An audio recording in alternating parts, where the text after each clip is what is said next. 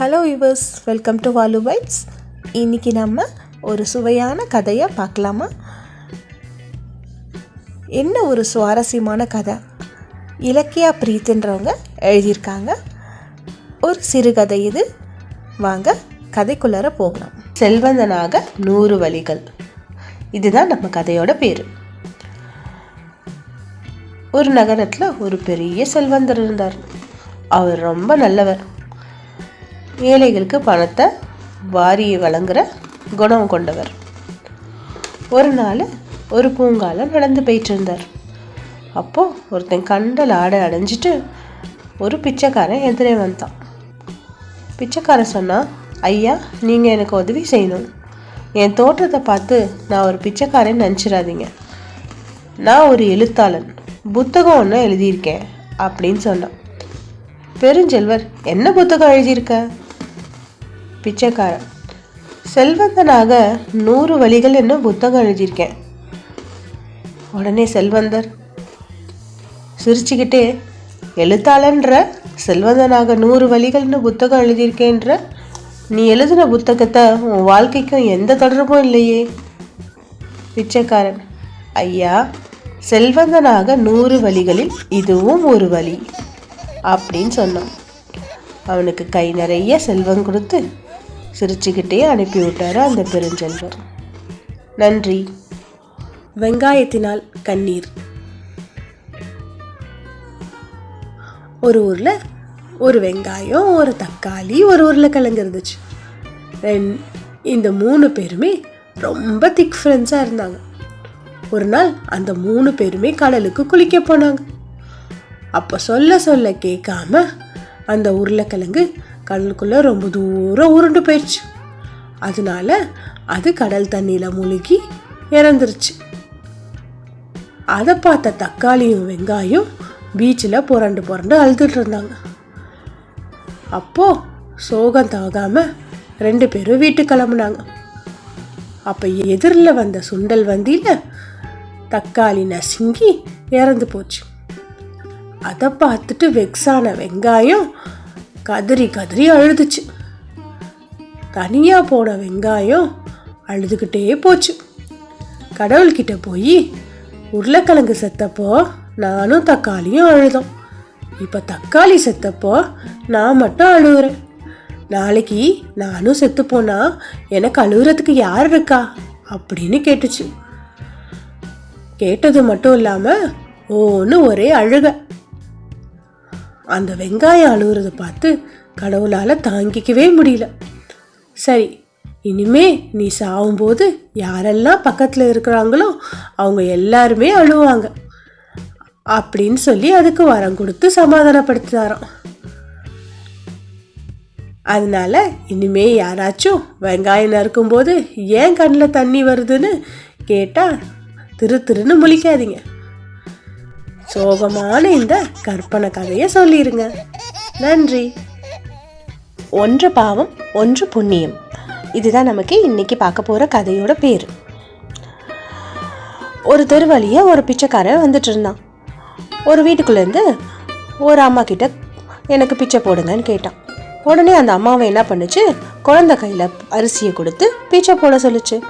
அதை வாங்கிக்கிட்டு அடுத்த வீட்டுக்கு போனான். அடுத்த வீட்டு அம்மாவை என்ன பண்ணுச்சு, விளையாடிட்டு இருந்த குழந்தைய கூப்பிட்டு, கொஞ்சம் அவருக்கு பிச்சை போடுமா அப்படின்னு சொல்லிட்டு கொஞ்சம் அரிசியை அவள் கையில் கொடுத்துச்சு. அந்த பாப்பாவும் பிச்சை போட்டுட்டு ஓடி போய் விளையாட ஆரம்பிச்சிருச்சு. கொஞ்ச நாள் கழித்து 2 பெண்களுமே இறந்து போய் மேல் உலகத்துக்கு போனாங்க. மொதல் பெண் சொர்க்கத்துக்கும் 2வது பெண் நரகத்துக்கும் அனுப்பப்பட்டா. உடனே நீதிதேவன்கிட்ட போய் 2வது பொண்ணு பயங்கர சண்டை போட்டா. எதுக்காக என்ன நரகத்துக்கு போக சொல்கிறீங்க? அந்த பொண்ணு எப்படி குழந்தைகிட்ட கொடுத்து தர்மம் பண்ணாலோ அதே மாதிரி தானே நானும் பண்ணேன் அப்படின்னு சொல்லி சண்டை போட்டான். உடனே நீதிதேவன் சொன்னார், நீங்கள் 2 பேருமே ஒரே செய்கை தான் செஞ்சீங்க, ஆனால் உன்னோட நினப்பும் அந்த பெண்ணோட நினப்பும் வேற மாதிரி இருந்தது. அந்த பொண்ணு குழந்தைக்கு பிச்சை போட்டுட்டு அந்த புண்ணியம் தான் குழந்தைக்கு சேரணும்னு நினச்சா. ஆனால் நீ என்ன நினச்ச, நீ பிச்சை போட்டால் அதிக அரிசி அந்த பிச்சைக்காரனுக்கு போயிடணும், குழந்தை கையில் போட்டால் கொஞ்சமாக தானே போகும் அப்படின்னு தானே நினச்சேன். உன் கெட்ட எண்ணத்துக்கு உனக்கு புண்ணியம் கிடைக்கல, அதனால நீ நரகத்துக்கு போனன்னு சொன்னார். ஒரே செய்கையாக இருந்தாலும் நம்ம என்ன நினச்சி போடுறோமோ அதை பொறுத்து தான் நமக்கு பாவமும் புண்ணியமும் வந்து சேரும். நன்றி. அதோட பேர் பேய். ஒரு வேப்பமரம். அந்த வேப்ப மரத்து அடியில் ஒரு இளம்பெண், ரொம்ப மாடர்னான இளம்பெண், ஏதோ ஒரு மன கஷ்டத்துக்காக தூக்கு போட்டு இறந்துட்டான். அது அந்த பகுதியில் ரொம்ப வேகமாக வந்து அந்த பெண் அங்கே பேயாக இருக்கிறதா பரவிட்டு இருந்தது. இங்கே ஒரு வீட்டுக்குள், டே ராமு வரியாடா, செகண்ட் ஷோ படத்துக்கு போவோம். என்ன படம்னா? அதான்டா புதுசாக ஒரு பேய் படம் வந்திருக்குல்ல, அதுக்கு தான். அட போங்கண்ணா, நீங்கள் வேற. ஏன்டா? எனக்கு நைட்டுனாலே பயம், இதில் பேய் படம் வேறையா? என்னடா சொல்கிற? உனக்கு பேய்னா பயமா? ஏன் உங்களுக்கெலாம் பயம் இல்லையோ? பயமா? எனக்கா? பயந்தாண்டா என்னை பார்த்து பயந்து ஓடணும். அண்ணா, இப்படியெல்லாம் டைலாக் அடிக்க எல்லாராலையும் முடியும். பேயை பார்க்குற வரைக்கும் தான் இது. பேயை பார்த்த பின்னாடி குளிர் காய்ச்சல் வந்து தான் படுத்து கிடப்பாங்க. டேய், நான் பேயை பார்த்துருக்கேன்டா. என்னது, பேயை பார்த்துருக்கீங்களா? எப்போ பார்த்தீங்க? எங்கே பார்த்தீங்க? நம்ம பழைய வேப்ப மரத்துக்கிட்ட. அண்ணா, அங்கே ஒரு பொண்ணு தூக்கு மாற்றி செத்து போச்சு. அந்த பொண்ணு அங்கே பேயா சொத்துதுன்னு சொல்லுவாங்க. அங்கேயா போனீங்க? அங்கேயா பார்த்தீங்க பேய? அந்த பொண்ணை தாண்டா பார்த்தேன். அந்த பொண்ணு தான் பேயா நான் பார்த்தேன். எப்போ? போன வருஷம் இந்த மாதிரி செகண்ட் ஷோ பார்த்துட்டு அந்த வேப்பமர சைடு வந்துட்டு இருந்தேன்னா. அது சரி, நீங்கள் எதுக்கு அந்த வேப்பமர சைடு வந்தீங்க? இந்த பக்கம் ரோடு போடுற வேலையாக குழி தோண்டிட்டு இருந்தாங்கடா. நீ கதையை மட்டும் கேளுடா. சரி சொல்லுங்க. நான் சிகரெட் பிடிச்சிட்டே மெதுவாக நடந்து போனேன். அப்போது மெதுவாக காற்று அடிக்க ஆரம்பிச்சிச்சு. அந்த மரத்துக்கிட்ட நெருங்க நெருங்க மல்லிகைப்பூ வாசம் தூக்க ஆரம்பிச்சிச்சு. எனக்கு ஒன்றுமே புரியலடா. எப்படிடா இந்த வாடை வருதுன்னு சுற்றி முற்றி பார்த்தேன். யாருமே இல்லை. அப்புறம் என்னாச்சுன்னா, நான் அதெல்லாம் பெருசாக எடுத்துக்காம மறுபடியும் நடக்க ஆரம்பித்தேன். இப்போ யாரோ என் பின்னாடி வர மாதிரியே இருந்துச்சு. கூடவே நான் நடக்க நடக்க ஜல்லு ஜல்லுன்னு கொலுசு சத்தம் வேற. அண்ணா, எனக்கு பயமாக இருக்குது, போதும் நிறுத்திக்கோங்க. டேய் கேளுடா அமைதியா. சரி சொல்லுங்க. நான் யாரான திரும்பி பார்த்தா யாருமே இல்லை. மறுபடி நடக்க ஆரம்பித்தேன். மறுபடியும் ஜல்லு ஜல்லுன்னு கொலுசு சத்தம். மெதுவாக என் மொபைல் கேமராவை ஆன் பண்ணி பார்த்தா என்ன ஆச்சன்னா, என்ன தெரிஞ்சிச்சு? வெள்ளை சேலை கட்டிட்டு தலை நிறைய மல்லிகைப்பூ வச்சுட்டு முடிய முகத்தில் போட்டுக்கிட்டு அந்த பேய் நின்றுட்டு இருந்துச்சு. ஐயோ, அப்புறம் போச்சுடா, இன்னைக்கு நம்ம விதி முடிஞ்சிச்சு போலன்னு நினச்சிட்டு மெதுவாக குனிஞ்சு செருப்பு எடுத்து அப்படியே திரும்பி அந்த செருப்பு அந்த பேய் மூஞ்சில் வீசி அடிச்சுட்டு ஓட ஆரம்பித்தேன். பேயா ஊன்னு கத்திட்டு கோவமாக என் பின்னாடியே வந்துச்சு. நானும் என்னால் முடிஞ்ச அளவுக்கு வேகமாக ஓடிட்டே இருந்தேன். அப்போது கந்தசாமி தாத்தாவோட குட்டிச்சவரில் வந்து மாட்டிக்கிட்டேன்.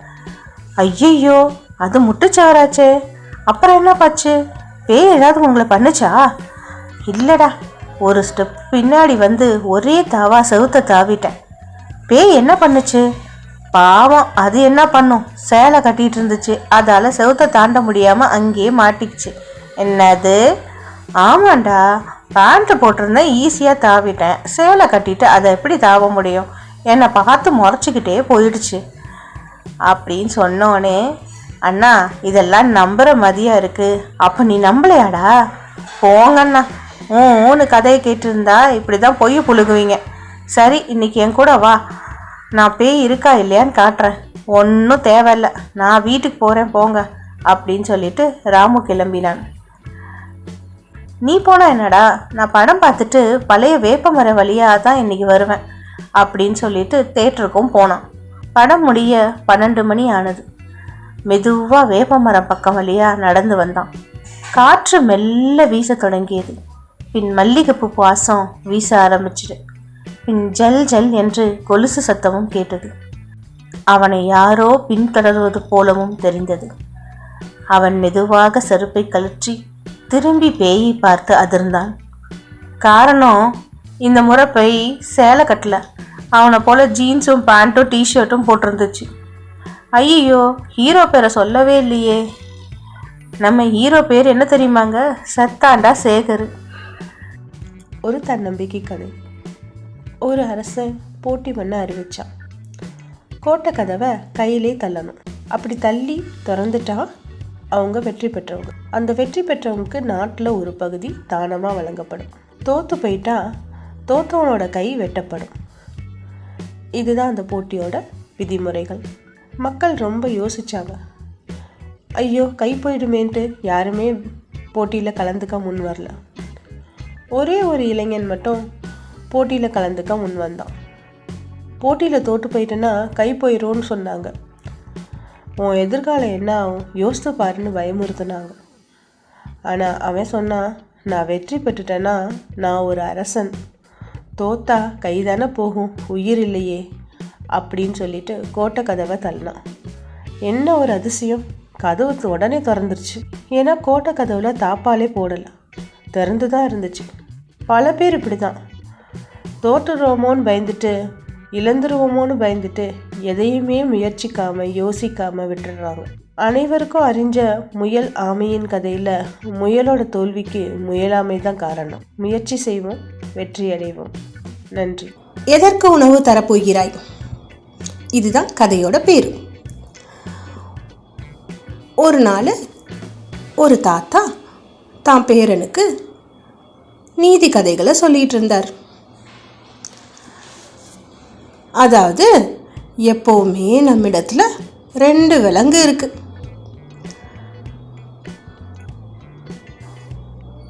அந்த விலங்குன்றது நம்மளோட 2 குணங்கள். அது 2க்கும்ல எப்போவுமே சண்டை நடந்துட்டுருக்கு. ஒன்று மிகவும் நல்ல பண்பு, பாசம், நேசம், மனிதத்தன்மை, உண்மை போன்ற குணங்கள். மற்றொன்று கோபம், பொறாமை, பொய், தான் மட்டும்தான், நான் தான் பெரியவன் என்று எல்லாத்தையும் சொல்ல போடுற ஈகோன்ற குணம் இருக்குது. இது 2ஐயும் நம்ம விலங்குன்னு சொல்கிறோம். உடனே பேரன் கேட்டான், அப்போது இதில் எந்த விலங்கு தாத்தா ஜெயிக்கும் அப்படின்னு கேட்டான். உடனே தாத்தா சொன்னார், நீ எதுக்கு உணவு கொடுக்குறியோ அதுதான் ஜெயிக்கும் அப்படின்னார். நம்ம எப்போவுமே நல்லவற்றை நினச்சி நல்லவற்றை செஞ்சு நல்லதே நடக்கணும்னு நம்ம முயற்சி பண்ணோம்னா, அதுக்கு நம்ம உணவு கொடுத்தோம்னா அதுதான் வளரும். இல்லை போட்டியும் பொறாமையும் பொய்யும் தான் வளரும். நம்ம எதுக்கு உணவளிக்க போகிறோம்? நன்றி. கோபம் வேண்டாம். ஒரு இளைஞனுக்கு அதிகமாக கோபம் வரும். எப்போ பார்த்தாலும் எதுக்கு எடுத்தாலும் கோவப்பட்டுக்கிட்டே இருப்பான். அதை பார்த்து அவங்க அப்பா அவன் கையில் ஒரு சுத்தியலும் நிறைய ஆணியும் கொடுத்தாரு. இனிமேல் உனக்கு எப்பப்போ கோவம் வருதோ அப்பெல்லாம் நீ என்ன பண்ண, வீட்டோட பின் சுவரில் ஆணி அடிக்கிற மாதிரி சொன்னார். முதல் நாள் 10 ஆணி அடித்தான், மறுநாள் 7, அப்புறமா 5, 2ன்னு படிப்படியாக ஆணி அடிக்க கோவமும் குறைஞ்சிருச்சு. ஒரு நாள் ஒரே ஒரு ஆணியை மட்டும்தான் அடித்தான். அவன் அப்பா கிட்ட, மொத்தமாக 45 ஆணி அடிச்சிருக்கேன், இனிமே எனக்கு கோவம் வராது அப்படின்னு அவங்க அப்பா கிட்ட சொன்னான். உடனே அவங்க அப்பா சொன்னார், இனிமே நீ உனக்கு கோபம் வராத நாட்களில் ஒவ்வொரு ஆணியாக பிடுங்கி எறிஞ்சிரு அப்படின்னு சொன்னார். அடுத்த 45 நாளில் அவன் அடித்த ஒவ்வொரு ஆணியும் பிடுங்கி எறிய ஆரம்பித்தான். அவனோட கோபம் அறவே குறைஞ்சிருச்சு. உடனே அவங்க அப்பாவை கூட்டி ரொம்ப பெருமையோட்ட சொன்னான், நான் எல்லா ஆணியும் பிடுங்கிட்டேன், எனக்கு கோவமே வரல, 45 நாளாக நான் ஒவ்வொரு ஆணியாக பிடுங்கினேன், எனக்கு வந்த கோபம் எல்லாமே இப்போது ஒன்றும் இல்லாமல் ஆயிடுச்சு அப்படின்னு சிரிச்சுக்கிட்டே சொன்னேன். உடனே அவங்க அப்பா கேட்டார், நீ எல்லா ஆணியும் பிடுங்கிட்ட, ஆனால் அந்த சோற்றில் உள்ள ஓட்டையை என்ன பண்ணுவ அப்படின்னு கேட்டார். உன் கோபமும் இது போல தான் பலரை காயப்படுத்தியிருக்கோம்ல அப்படின்னு சொன்னார். அந்த இளைஞனுக்கு பதில் பேச முடியல. அவன் பெருமையாக அவன் கோபத்தை குறைச்சாலும் அவன் கோபத்தால் காயப்பட்டவங்களோட மனசை அவன் மாற்றுறதுக்கு ரொம்ப நாள் எடுக்கும். அதனால கோபம் வேண்டாம். நன்றி. விடாதே நம்பிக்கையே. ஒரு அறையில் 4 மெழுகுவர்த்திகள் எரிந்து கொண்டிருந்தன. மெல்லிதாய் காற்று வீசிக்கொண்டிருந்தது. காற்றை கண்டதும் அமைதி என்ற முதல் மெழுகுவர்த்தி, ஐயோ காற்று வீசுகிறது, நான் அணைந்து விடுவேன் என்ற பலவீனமாக சொன்னது. காற்று பட்டதும் அணைந்தும் விட்டது. அடுத்து அழகாய் எரிந்து கொண்டிருந்த அன்பு என்ற மெழுகுவர்த்தி, காற்றை எதிர்க்க முடியாது என்று அதுவும் அணைந்து விட்டது. 3ஆவதாக எரிந்து கொண்டிருந்த அறிவு என்ற மெழுகுவர்த்தி, காற்றை என்னால் கண்டிப்பாய் எதிர்க்க முடியாது என்று அதுவும் அணைந்து விட்டது. 4வது மெழுகுவர்த்தி மட்டும் காற்று வீசிய சில நொடிகள் போராடி ஜெயித்தும் விட்டது. அப்போது அந்த அறையில் ஒரு சிறுவன் நுழைந்தான். அடடா, 3 மெழுகுவர்த்திகளும் அணைந்து விட்டதே என்று கவலையுடன் சொன்னான். அதற்கு எரிந்து கொண்டிருந்த 4வது மெழுகுவர்த்தி அந்த சிறுவனை பார்த்து சொன்னது, கவலைப்படாதே, நான் இருக்கிறேன், என்னை வைத்து மற்ற 3ஐயும் பற்ற வைத்துக்கொள் என்றது. சிறுவன் உடனே 4வது மெழுகுவர்த்தியை பார்த்து, உன் பெயர் என்ன என்று கேட்டான். அதற்கு அந்த மெழுகுவர்த்தி, என் பெயர் நம்பிக்கை என்றது. எது நம்மிடம் இல்லாவிட்டாலும் நம்பிக்கை இல்லை என்றால் நாம் ஒன்றுமில்லை. நாம் வாழ்வில் எப்போதும் நம்பிக்கையை மட்டும் இழக்கக்கூடாது. நன்றி. இரவு நேர ரயில் பயணம். இது எழுதினவங்க ஜோதிராமர்ன்றவங்க. வாங்க கதைக்குள்ளே போகலாம். இரவு நேர ரயில் பயணம். ஐயோ அப்பா, எல்லாம் உங்களால் தான். இரவு நேரத்தில் சொந்த ஊருக்கு பயணம் செய்ய அப்பாவும் மகளும் 11 மணியளவில் எக்மோர் ரயில் நிலையத்தை அடைந்தார்கள். அன்றைய தினம் வெள்ளிக்கிழமையானதால் ரயில் நிலையமே கூட்டத்தில் நிரம்பி வழிந்து கொண்டிருந்தது. கூட்டத்தில் நிரம்பி வழிந்து கொண்டிருந்ததை பார்த்தவள் அதிர்ந்து போய், பாருப்பா இன்னைக்கு எவ்வளோ கூட்டம்னு என்று தந்தையிடம் கோபித்து கொண்டாள். அதெல்லாம் கவலைப்படாத ரஞ்சினி, நாம் போயிடலாம் என்று ஆறுதலாய் சொன்னார் அப்பா. எப்படி போகிறதா, இப்போவே மணி 11. நீங்கள் ரிசர்வேஷன் செஞ்சுருந்தா கூட நான் கவலைப்பட மாட்டேன். ஆனால் அன்ரிசர்வ் கம்பார்ட்மெண்ட்டில் நிற்க கூட இடம் இல்லை. எப்படி நிற்கிறாங்க பாருங்கள். இதில் எப்படி நாம் ஏறி போக போகிறோம்? டாய்லெட் ஓரமாக நின்றுட்டு வரக்கூட இடம் இல்லை, அந்த அளவுக்கு நெரிசல். இதுக்கு தான் நான் அப்போவே சொன்னேன், பஸ்லேயே ஜாலியாக போயிடலான்ட்டு. எங்கேயாவது என் பேச்சை கேட்குறீங்களா? நாம் இந்நேரம் பஸ் ஸ்டாப்புக்கு போயிருந்தா பஸ்ஸில் உட்காந்துக்கிட்டே போயிருந்துருக்கலாம். இங்கே நமக்கு நிற்க கூட இடம் கிடைக்கல, அந்த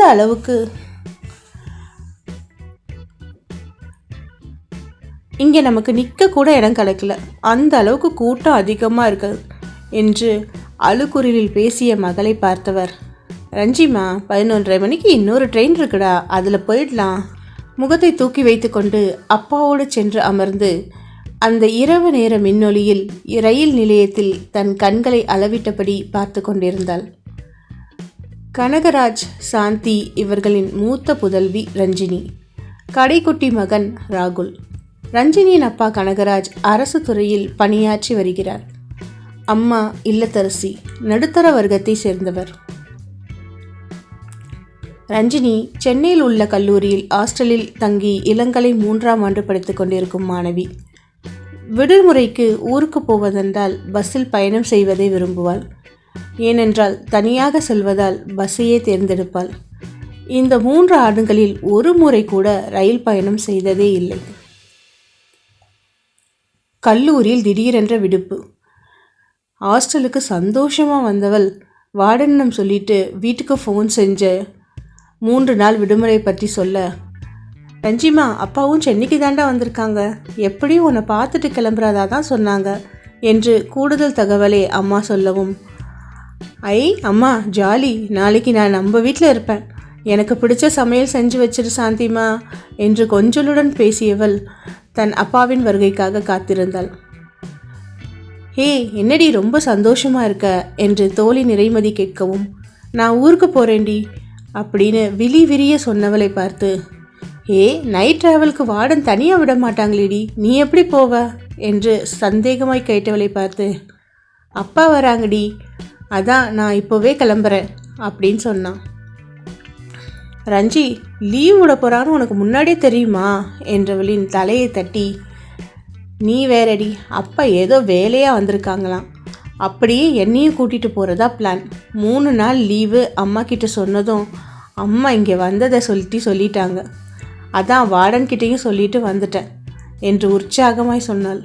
ஓஹோ, என்ஜாய் மகளே, நான் நாளை காலை தான் கிளம்பணும் என்று சோக கீதம் வாசித்த நிறைமதியோ கும்பகோணத்தை சேர்ந்தவள். ஹாஸ்டலுக்கு கனகராஜ் வரும்போது மணி 10 நெருங்கிவிட்டது. சார், இந்த மாதிரியெல்லாம் அன்டைம்ஸில் வர்றது இதுவே கடைசி முறையாக வச்சுக்கோங்க என்று ஹாஸ்டல் வார்டன் கண்டிப்பாய் குரலில் கூற, சாரி மேடம், ஹெட் ஆஃபீஸில் கொஞ்சம் வேலை இருந்துச்சு, கொஞ்சம் அதிகமாக தான் இருந்துச்சு, வேறு வழி இல்லை, அதனால தான் லேட் ஆயிடுச்சு அப்படின்னு சொன்னார் தாழ்ந்த குரலில். சரிங்க சார், நீங்கள் கூட்டிகிட்டு போகலாம் அப்படின்னு வார்டன் சொன்னவுடன் ரஞ்சினி வேகமாக படிக்கட்டில் தடதடவென்று சத்தத்துடன் மூச்சிறைக்க ஓடி வந்தவளை பார்த்து வார்டன் முறைத்தாள். வேகத்தை கட்டுப்படுத்தி கொண்டு விசிட்டர் அறைக்கு சென்றாள் ரஞ்சினி. அப்பாவை பார்த்தாள். என்னப்பா இவ்வளோ லேட்டாக வந்திருக்கீங்க? முகத்தை சுருக்கினாள். கொஞ்சம் வேலை அதிகம்டா, அதான் அப்பாவால் சீக்கிரம் வர முடியல என்று சொன்னதும், சரிப்பா, நான் போய் பேக்கை எடுத்துகிட்டு வந்துடுறேன், கோயம்பேடு போனால் பஸ் இருக்கும் என்றவளிடம், பஸ்லலாம் வேண்டாம்மா, நம்ம ட்ரெயினில் போகலாம் ரஞ்சிமா. வேண்டாம்ப்பா, இங்கேருந்து எக்மோர் போகும், ரொம்ப டைம் ஆகும், முன்பதிவு வேறு நான் செய்யலை, பஸ்லனா இடம் கிடைக்கும்ப்பா, ஜாலியாக உட்காந்துக்கிட்டே போகலாம்ப்பா அப்படின்னு சொன்னவள்கிட்ட, வேண்டாம்மா, நம்ம ட்ரெயின்லே போகலாம் அப்படின்னு வற்புறுத்தி ரயில் நிலையம் அழைத்து வந்தார் கனகராஜ். அரை மணிதான் வந்தவளுக்கு கூட்டத்தை பார்த்துவிட்டு கொஞ்சம் பயமாகவே இருந்தது. இனி வேறு வழி இல்லைன்ற காரணத்துக்காக அடுத்த ட்ரெயின் வருவதற்காக காத்திருந்தாள் ரஞ்சினி. இரவு 11 மணி நெருங்கி கொண்டிருக்க ரஞ்சினியின் விழிகள் தூக்கத்திற்காக ஏங்கியது. கண்கள் எரிச்சலாக இருக்க கூடவே கொட்டாவியும் வந்தது. இரவாக இருந்ததால் உடல் ஊசி குத்தும் காற்று மேனியில் பட்டது. ஒருவித லேசான நடுக்கத்துடன், அப்பா எப்பப்பா ட்ரெயின் வரும் என்று அழுத்து கொண்டவளிடம், இருமா, இப்போ வந்துடும், போன ட்ரெயின்லே போயிருக்கலாம், நீங்கள் தான் கூட்டமாக இருக்குது வேண்டான்னு சொல்லிட்டீங்க அப்படின்னு குறைப்பட்டு கொண்டு அப்பாவை முறைத்தாள் ரஞ்சினி. எல்லாத்துக்கும் நீங்கள் தான்ப்பா காரணம், நம்ம பஸ்ஸில் போயிருந்தா இந்நேரம் ஜாலியாக உட்காந்துட்டே போயிருக்கலாம், ஆனால் இப்போது என்று பாதியிலே பேச்சை நிறுத்தினாள் ரஞ்சினி. ஏனென்றால் அவள் செல்ல வேண்டிய ரயில் வந்ததே காரணம். இவர்கள் ரயில் பெட்டியில் நெருங்கும் முன் கூட்டம் அலைமோதி கொண்டு இடம் பிரிக்க நிற்க, இன்னைக்கு எப்படியும் சீட்டு கிடைக்க போகிறதில்ல, கீழே உட்காரவாது இடம் கிடைக்குமோ கிடைக்காதோ என்று மனதுக்குள் புலம்பியபடியே நின்றிருந்தவள் ஒரு வழியாக அடித்து பிடித்து பெட்டிக்குள் ஏறினாள் ரஞ்சினி. அப்பா அப்பா என்று கூட்டத்தில் சிக்கியதால் அவரை அழைத்தபடியே உள்ள வந்தாள். ரஞ்சிமா, அப்பா இங்கே இருக்கேன் என்று குரல் கேட்க, குரல் வந்த திசையை பார்த்து உள்ளே சென்றால் சீட்டில் இடமில்லாமல் அதை ஒட்டி நின்று கொண்டிருந்த தன் அப்பாவின் அருகில் சென்றாள் ரஞ்சினி. ஒருவராக ஏறியவர்களுக்கு நிற்கவாத இடம் கிடைத்ததே என்று நிம்மதி வேர்வையில், இருவரும் தனித்தனியாக ஏறியவர்களுக்கு நிற்கவாத இடம் கிடைத்ததே என்ற நிம்மதியில் வேர்வையில் குளித்தபடி அரை மணி நேரம் நின்றிருந்தனர். 12 மணி அளவில் புறப்பட்ட ட்ரெயினில் பயணம் தொடங்கியது. நின்றிருந்த இடத்திலேயே உட்கார்ந்து கொண்ட அப்பாவும் மகளும் கண்களை மூடி நல்ல தூக்கத்தில் இருந்தார்கள். நள்ளிரவு மணி 2 நெருங்கிய போது திடீரென்று படார் என்ற சத்தத்துடன் ரயில் நிற்கவும் பயத்தில் தூக்கம் கலைந்தவள், அப்பா என்னாச்சு என்று வெளிரிய முகத்துடன் வினவ, தெரியலம்மா என்று சொன்னவர் முகமும் வெளிரி போயிருந்தது. அருகில் இருந்தவர்களிடம் கனகராஜ் விசாரிக்க அவர்கள் சொன்ன பதிலை கேட்டு அப்பாவும் மகளும் பதறி அடித்து கொண்டு எழுந்தனர். அதற்குள் ரயிலில் தீப்பிடித்து விட்டது என்று இவர்களை தள்ளிக்கொண்டே வாயிலை நோக்கி இழுத்துச் செல்ல, அப்பா அப்பா தள்ளுறாங்கப்பா என்று மகளின் குரல் கேட்கவும், ரஞ்சிமா கம்பியை பிடிச்சுக்கோடா என்று சொன்னவரின் குரல் காற்றில் கரைந்து வர, தன் அப்பா சொன்னது போல கம்பியை இறுக பற்றி கொண்டு நின்றவளை பின்னால் இருந்து வந்தவர்கள் கீழே தள்ளவும், அப்பா என்று கதறியபடி கருங்கல் குவியலாக இருந்த தண்டவாளத்தின் அருகே சென்று விழுந்தாள் ரஞ்சினி. கருங்கல் ஜல்லியில் விழுந்ததால் கைகளில் கற்கள் குத்தி இரத்தம் வர, எழுந்து நிமிர்ந்தவள் மற்ற ரயில் பட்டிகளை பார்க்க, அதில் இருந்து யாரும் இறங்காமல் எந்த கூச்சலும் எதுவுமின்றி இருப்பதை பார்த்தவளுக்கு மன நிம்மதி அடைந்தது. அதன் பிறகு அப்பாவை தேடியவள் அதே வாயிலில் அப்பாவையும் கீழே தள்ளுவதை பார்த்து பயத்தில் வீறிட, சிறிது நேரத்தில் எந்த தீ விபத்தும் நேரவில்லை என்று தெரிய வரவும் கீழே இறங்கியவர்கள் மறுபடியும் ரஞ்சினியை எடுத்து தள்ளி மிதித்து விட்டு மேலே ஏற, பெரும்பாட்டு பட்டு எழுந்தவளுக்கு எப்படியும் மேலே ஏறணுன்ற உத்வேகத்தில் வர வழியை கூட பொருட்படாமல் கூட்டத்தை கிழித்து கொண்டு மேலே ஏறி அப்பாவை தேட, அவரோ அமர்வதற்கான இடத்தை பிடித்து கொண்டு மகள் வரும் வழியை பார்த்து காத்திருந்தார். அடுத்த 10 நிமிடத்தில் ரயில் புறப்படவும் நிம்மதியாக உணர்ந்தவள், என்னப்பா வெடிச்சிருச்சு தீப்பிடிச்சிருச்சு எல்லாம் சொன்னாங்க, ஆனால் ஒன்றுமே நடக்கலை, இந்த பாருங்க என் கையெல்லாம் காயம் என்று அப்பாவிடம் கேட்டேன். நீயே கீழே போன, உன்னை தான் கம்பியை பிடிச்சிட்டு நில்லுன்னு சொன்னேன்ல என்று மகளின் மீது அனல் வார்த்தையை வீச, நான் எங்கப்பா போனேன், என்னை தள்ளிக்கிட்டே போயிட்டாங்க என்று அழுகுரலில் சொன்ன ரஞ்சினியை தொடர்ந்து, வீட்டுக்கு வாங்க, உங்களை அம்மாக்கிட்டே சொல்கிறேன், ரயில் வேணான்னு எவ்வளவோ சொல்லியும் பிடிவாதமாக அழைச்சிட்டு வந்தல்ல, உனக்கு நல்லா இருக்கு என்று சிலும்பலுடன் சொன்ன மகளை பார்த்து சிரித்தார் கனகராஜ். ரஞ்சிமா அல்லாதடா, அடுத்த தடவை நம்ம ரயிலில் நம்ம சென்னைக்கு போவோன்னு சொல்ல, ரஞ்சினியோ அப்பா உங்களுக்கு பெரிய கும்பிடு, இந்த ஜென்மத்தில் நான் இரவு நேரத்தில் ரயில் பயணம் செய்யவே மாட்டேன் என்று தீர்க்கமான குரலில் சொல்ல, மகளின் முகத்தை பார்த்த கனகராஜ் இனி எந்த காலத்திலும் தன் மகள் ரயில் பயணம் செய்ய மாட்டார் என்பதை உணர்ந்து நாளை விடியலுக்காக காத்திருந்தார். இரவு நேர ரயில் பயணம் சிலருக்கு இனிமையாகவும் பலருக்கு ஏதோ ஒரு இன்னல்களையும் ஏற்படுத்தி கொண்டு தான் இருக்கிறது. இருந்தாலும் கூட அதில் பயணம் செய்பவர்களின் எண்ணிக்கை என்றுமே குறைந்ததில்லை. எப்படி பார்த்தாலும் பலருக்கு ரயில் பயணம் இனிக்கத்தான் செய்கிறது. உங்களுடைய ரயில் பயணம் எப்படி இருந்தது? உங்களுக்கும் இப்படிப்பட்ட ரயில் பயணம் அமைஞ்சிருக்கா? கமெண்ட் பண்ணுங்கள். உங்களுக்கு இந்த கதை பிடிச்சிருந்தா லைக் பண்ணுங்கள். நன்றி, வணக்கம். சிறுகதையோட பேரு கடைசியில் அது நடந்தே விட்டது. சுஜாதா நடராஜன் அவர்கள் எழுதிய கடைசியில் அது நடந்தே விட்டது. அஞ்சனா 5ஆம் வகுப்பு படிக்கும் பெரிய மனுஷி. என்னவோ இன்னைக்கு காலையிலேருந்து மனசுக்குள்ள எதையோ முணுமுணுத்தபடியே இருந்தா. அவள் அருகில் அவ தோழி நதியா அமர்ந்திருந்தாள். வகுப்பு ஆசிரியர் பாடம் நடத்தி கொண்டே இருக்கு. அதை கூட கவனிக்காம ஏதோ முன்முடுத்த தோழிய வித்தியாசமா பார்த்தா நதியா. அஞ்சனா எப்பவுமே பாடத்தை கவனிக்காம இருந்ததே இல்லையே. அது அவளுக்கு மிகுந்த வியப்பை கொடுத்தது.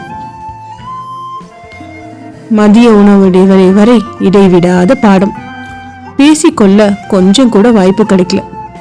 ஒரு வழியா மதிய உணவு இடைவேளை மணியும் அடிக்கவும் செஞ்சிச்சு. ஆசிரியர் கொஞ்சம் ஓய்ந்தார். அவர் மாணவர்களை பார்த்து, பசங்களா 20 நிமிஷம் தான் உங்களுக்கு டைம், அதுக்குள்ளே சாப்பிட்டு வாஷ்ரூம் போகிறதுனா போயிட்டு வந்து உட்காந்துக்கோங்க. அடுத்த 2 வகுப்பும் வரலாறு வகுப்பு, யாரும் நகர முடியாது, புரிஞ்சுதா அப்படின்னு சொல்லிட்டு வெளியேறினார். அஞ்சனா, ஐயோ கடவுளே, ஏன் இப்படி பண்ணுறீங்க? காலையிலேருந்து இதை தானே வேண்டிகிட்டு இருந்தேன். லன்ச் டைம் முடிஞ்சதும் தயவுசெய்து ஹிஸ்ட்ரி வேணாம்னு கெஞ்சி கேட்டனே, இப்படி பண்ணிட்டீங்களே. எவ்வளோ வேண்டிக்கிட்டேன், உங்களுக்கு இறக்கமே இல்லையா? இப்போ நான் என்ன பண்ணுவேன் அப்படின்னு புலம்பவளை பார்த்தால் நதியா. ஏ அஞ்சு, ஏன் இப்படி புலம்புற, என்னாச்சு அப்படின்னு கேட்க, இனி என்ன ஆகணும், அதான் நடந்துருச்சே எல்லாம். சாப்பிட்டதும் வரலாறு வகுப்பு, எப்படி கவனிக்கிறது? நேற்றும் இப்படித்தான் நடந்துச்சு. நான் ரொம்ப கவனமாக கவனிக்கணும்னு நினச்சிட்டு மிஸ்ஸே பார்த்தேன். கொஞ்ச நேரத்தில் தூங்கிட்டேன். நீ மட்டும் என்னை எழுப்பலைன்னா நேத்தே என் மானம் போயிருக்கும். நல்லா படிக்கிற பொண்ணுங்கிறது போய் தூங்க மூஞ்சின்னு பட்டப்பேர் வந்திருக்கும். ரொம்ப வருத்தமாக சொன்னான். நதியா, அஞ்சு அது நேற்று நீ பொங்கல் சாப்பிட்டல்ல, அதனால தான் தூக்கம் வந்திருக்கும். இன்னைக்கு வராது, பயப்படாத. அஞ்சனா அவளை பாவமாக பார்த்து, நதி இன்னைக்கும் தயிர் சாதம் தாண்டி, கண்டிப்பாக தூக்கம் வரும், நான் நல்லா மாட்டிக்க போகிறேன் அப்படின்னு சொன்னான். அதெல்லாம் வராது அஞ்சு, கவலைப்படாத. பேசிகிட்டே இருந்தால் 5 நிமிஷம் முடிஞ்சிடுச்சு, இன்னும் 15 நிமிஷம்தான் பாக்கி இருக்கு, வா சாப்பிட்லாம் அப்படின்னு சமாதானப்படுத்தி அழைச்சிட்டு போனான். இருவரும் வேகமாக சாப்பிட்டு முடிச்சுட்டு வாஷ்ரூம் போயிட்டு வகுப்பறைக்கு வரவும் ஆசிரியர் வரவும் மிக சரியாக இருந்துச்சு. மாணவர்கள் வந்து அவரவர் இருக்கையில் அமர்ந்துக்கிட்டாங்க. பாடத்தையும் கவனிக்கவும் தொடங்கினாங்க. அடுத்த அரை மணி நேரத்தில் அஞ்சு எது நடக்கக்கூடாதுன்னு பயந்தாலோ கடைசியில் அது நடந்தே விட்டது. அது என்னன்னா, சாப்பிட்ட களைப்பு தொண்டனுக்கும் உண்டல்லவா. அஞ்சு நான் சின்ன பிள்ளை தானே, என்ன செய்வா? அஞ்சு கவனமாக பாடத்தை கவனிக்க நோட்ஸ் எல்லாம் எடுத்து எழுதி வச்சிட்டு இருந்தா. அதிக கவனம் அவளை சில நொடி கண்ணை மூட வச்சிருச்சு. அதில் நில தடுமாறினவ பெஞ்சிலேருந்து சரிஞ்சு கீழே விழுந்துட்டான். அனைவரும் சிரிக்க மிகவும் அவமானமாக இருந்துச்சு அவளுக்கு. ஆனால் அவள் தோழி நதியா மட்டும் தான் இடத்துலேருந்து எந்திரிச்சு வந்து அஞ்சனாவை தூக்கி அமர வச்சா. அதுக்கப்புறம் அவள் சும்மா இல்லை, நேராக போய் வகுப்பாசிரியர்கிட்ட, மிஸ் ஒரு சின்ன ரெக்வெஸ்ட் கேட்கலாமா என்று பணிவாக அதே சமயம் தைரியமான குரலில் கேட்டாள். கேளு நதியா. மிஸ் தயவு செஞ்சு லன்ச் டைம் முடிஞ்சோடனே வரலாறு பாடம் வேணாம் மிஸ், ரொம்ப கவனமாக கவனிக்க முயல்றப்ப எங்களையும் அறியாமல் தூக்கம் வந்துடுது. பாருங்க, நல்லா படிக்கிற அஞ்சனாவே தடுமாறி விழுந்துட்டா, ப்ளீஸ் மிஸ் என்று நதியா கூறிட, அவள் கூற்றில் உண்மை உள்ளதை ஆசிரியரும் ஆராய்ந்தார். அவரும் ஒரு காலத்தில் மாணவராக இருந்தார் தானே, இது போன்ற சம்பவங்கள் அவர் வாழ்வில் நடந்திருக்கலாம் அல்லவா. எனவே அவரும் ஒரு முடிவெடுத்தார். வெரி குட் நதியா, உன்னோட இந்த தைரியமான பேச்சு எனக்கு ரொம்ப பிடிச்சிருக்கு. இனிமே லன்ச் டைம் முடிஞ்சோனும் வரலாறு பாடம் கிடையாது, மூளையை ஊக்குவிக்கிற மாதிரி சில விளையாட்டு விளையாடிட்டு அடுத்த வகுப்புக்கு நடத்தலாம், ஓகேவா அப்படின்னு கேட்டார். நதியா முகத்தில் புன்னகை. Thank you miss. சரி போய் உன் இடத்துல உட்காரு. அவளும் அவள் இருப்பிடத்தை நோக்கி வரப்போ எல்லார் முகத்துலேயும் சிரிப்பு. வகுப்பு மாணவ மாணவர்கள் எல்லாம் எழுந்து கைத்தட்டி தங்களோட நன்றியை அவளுக்கு தெரிவித்தாங்க. அஞ்சனா அவளை கட்டி பிடித்து கன்னத்தில் முத்தமிட்டு நன்றியை தெரிவித்தாள். இந்த கதையோட நீதி, எந்த ஒரு பிரச்சனையும் நாம் கையாளும் விதத்தில் தான் இருக்குது. அதோட தன்மை மாறுபடும் என்பதை தவிர வேறு ஒன்றுமே இல்லை. அஞ்சனா பிரச்சனையை பார்த்து பயந்தான். ஆனால் நதியா அதை சரியான விதத்தில் சந்திச்சு அதுக்கு தீர்வும் கண்டான். பிரச்சனையை கண்டு பயந்து ஓடாதீங்க, அதை எதிர்கொள்றதுக்கு சரியான முறையை தேர்ந்தெடுங்க. நன்றி. ஒரு குக்கர். உமா மகேஸ்வரி அவங்க எழுதின ஒரு குக்கர்ன்ற கதை தான் பார்க்க போகிறோம். லாக்டவுனில் ஊரில் அனைவரும் வீட்டிலே இருந்தாங்க. நானும் என் ஹப்பியும் அலுவலகம் போக முடியல. தடை உத்தரவு அமலில் இருந்ததுனால பிள்ளைகளுக்கும் பள்ளி கிடையாது. ஒரே தொல்லை, அம்மா அம்மான்னு ஒடுங்கி எடுத்துருவாங்க. சின்னவன் 4ஆம் வகுப்பு, பெரியவன் 8ஆம் வகுப்பு. ஒரே வயிற்றில் பிறந்தாலும் 2 பேரும் அடிச்சுக்கிட்டே தான் இருப்பாங்க, டாம் அண்ட் ஜெர்ரி மாதிரி.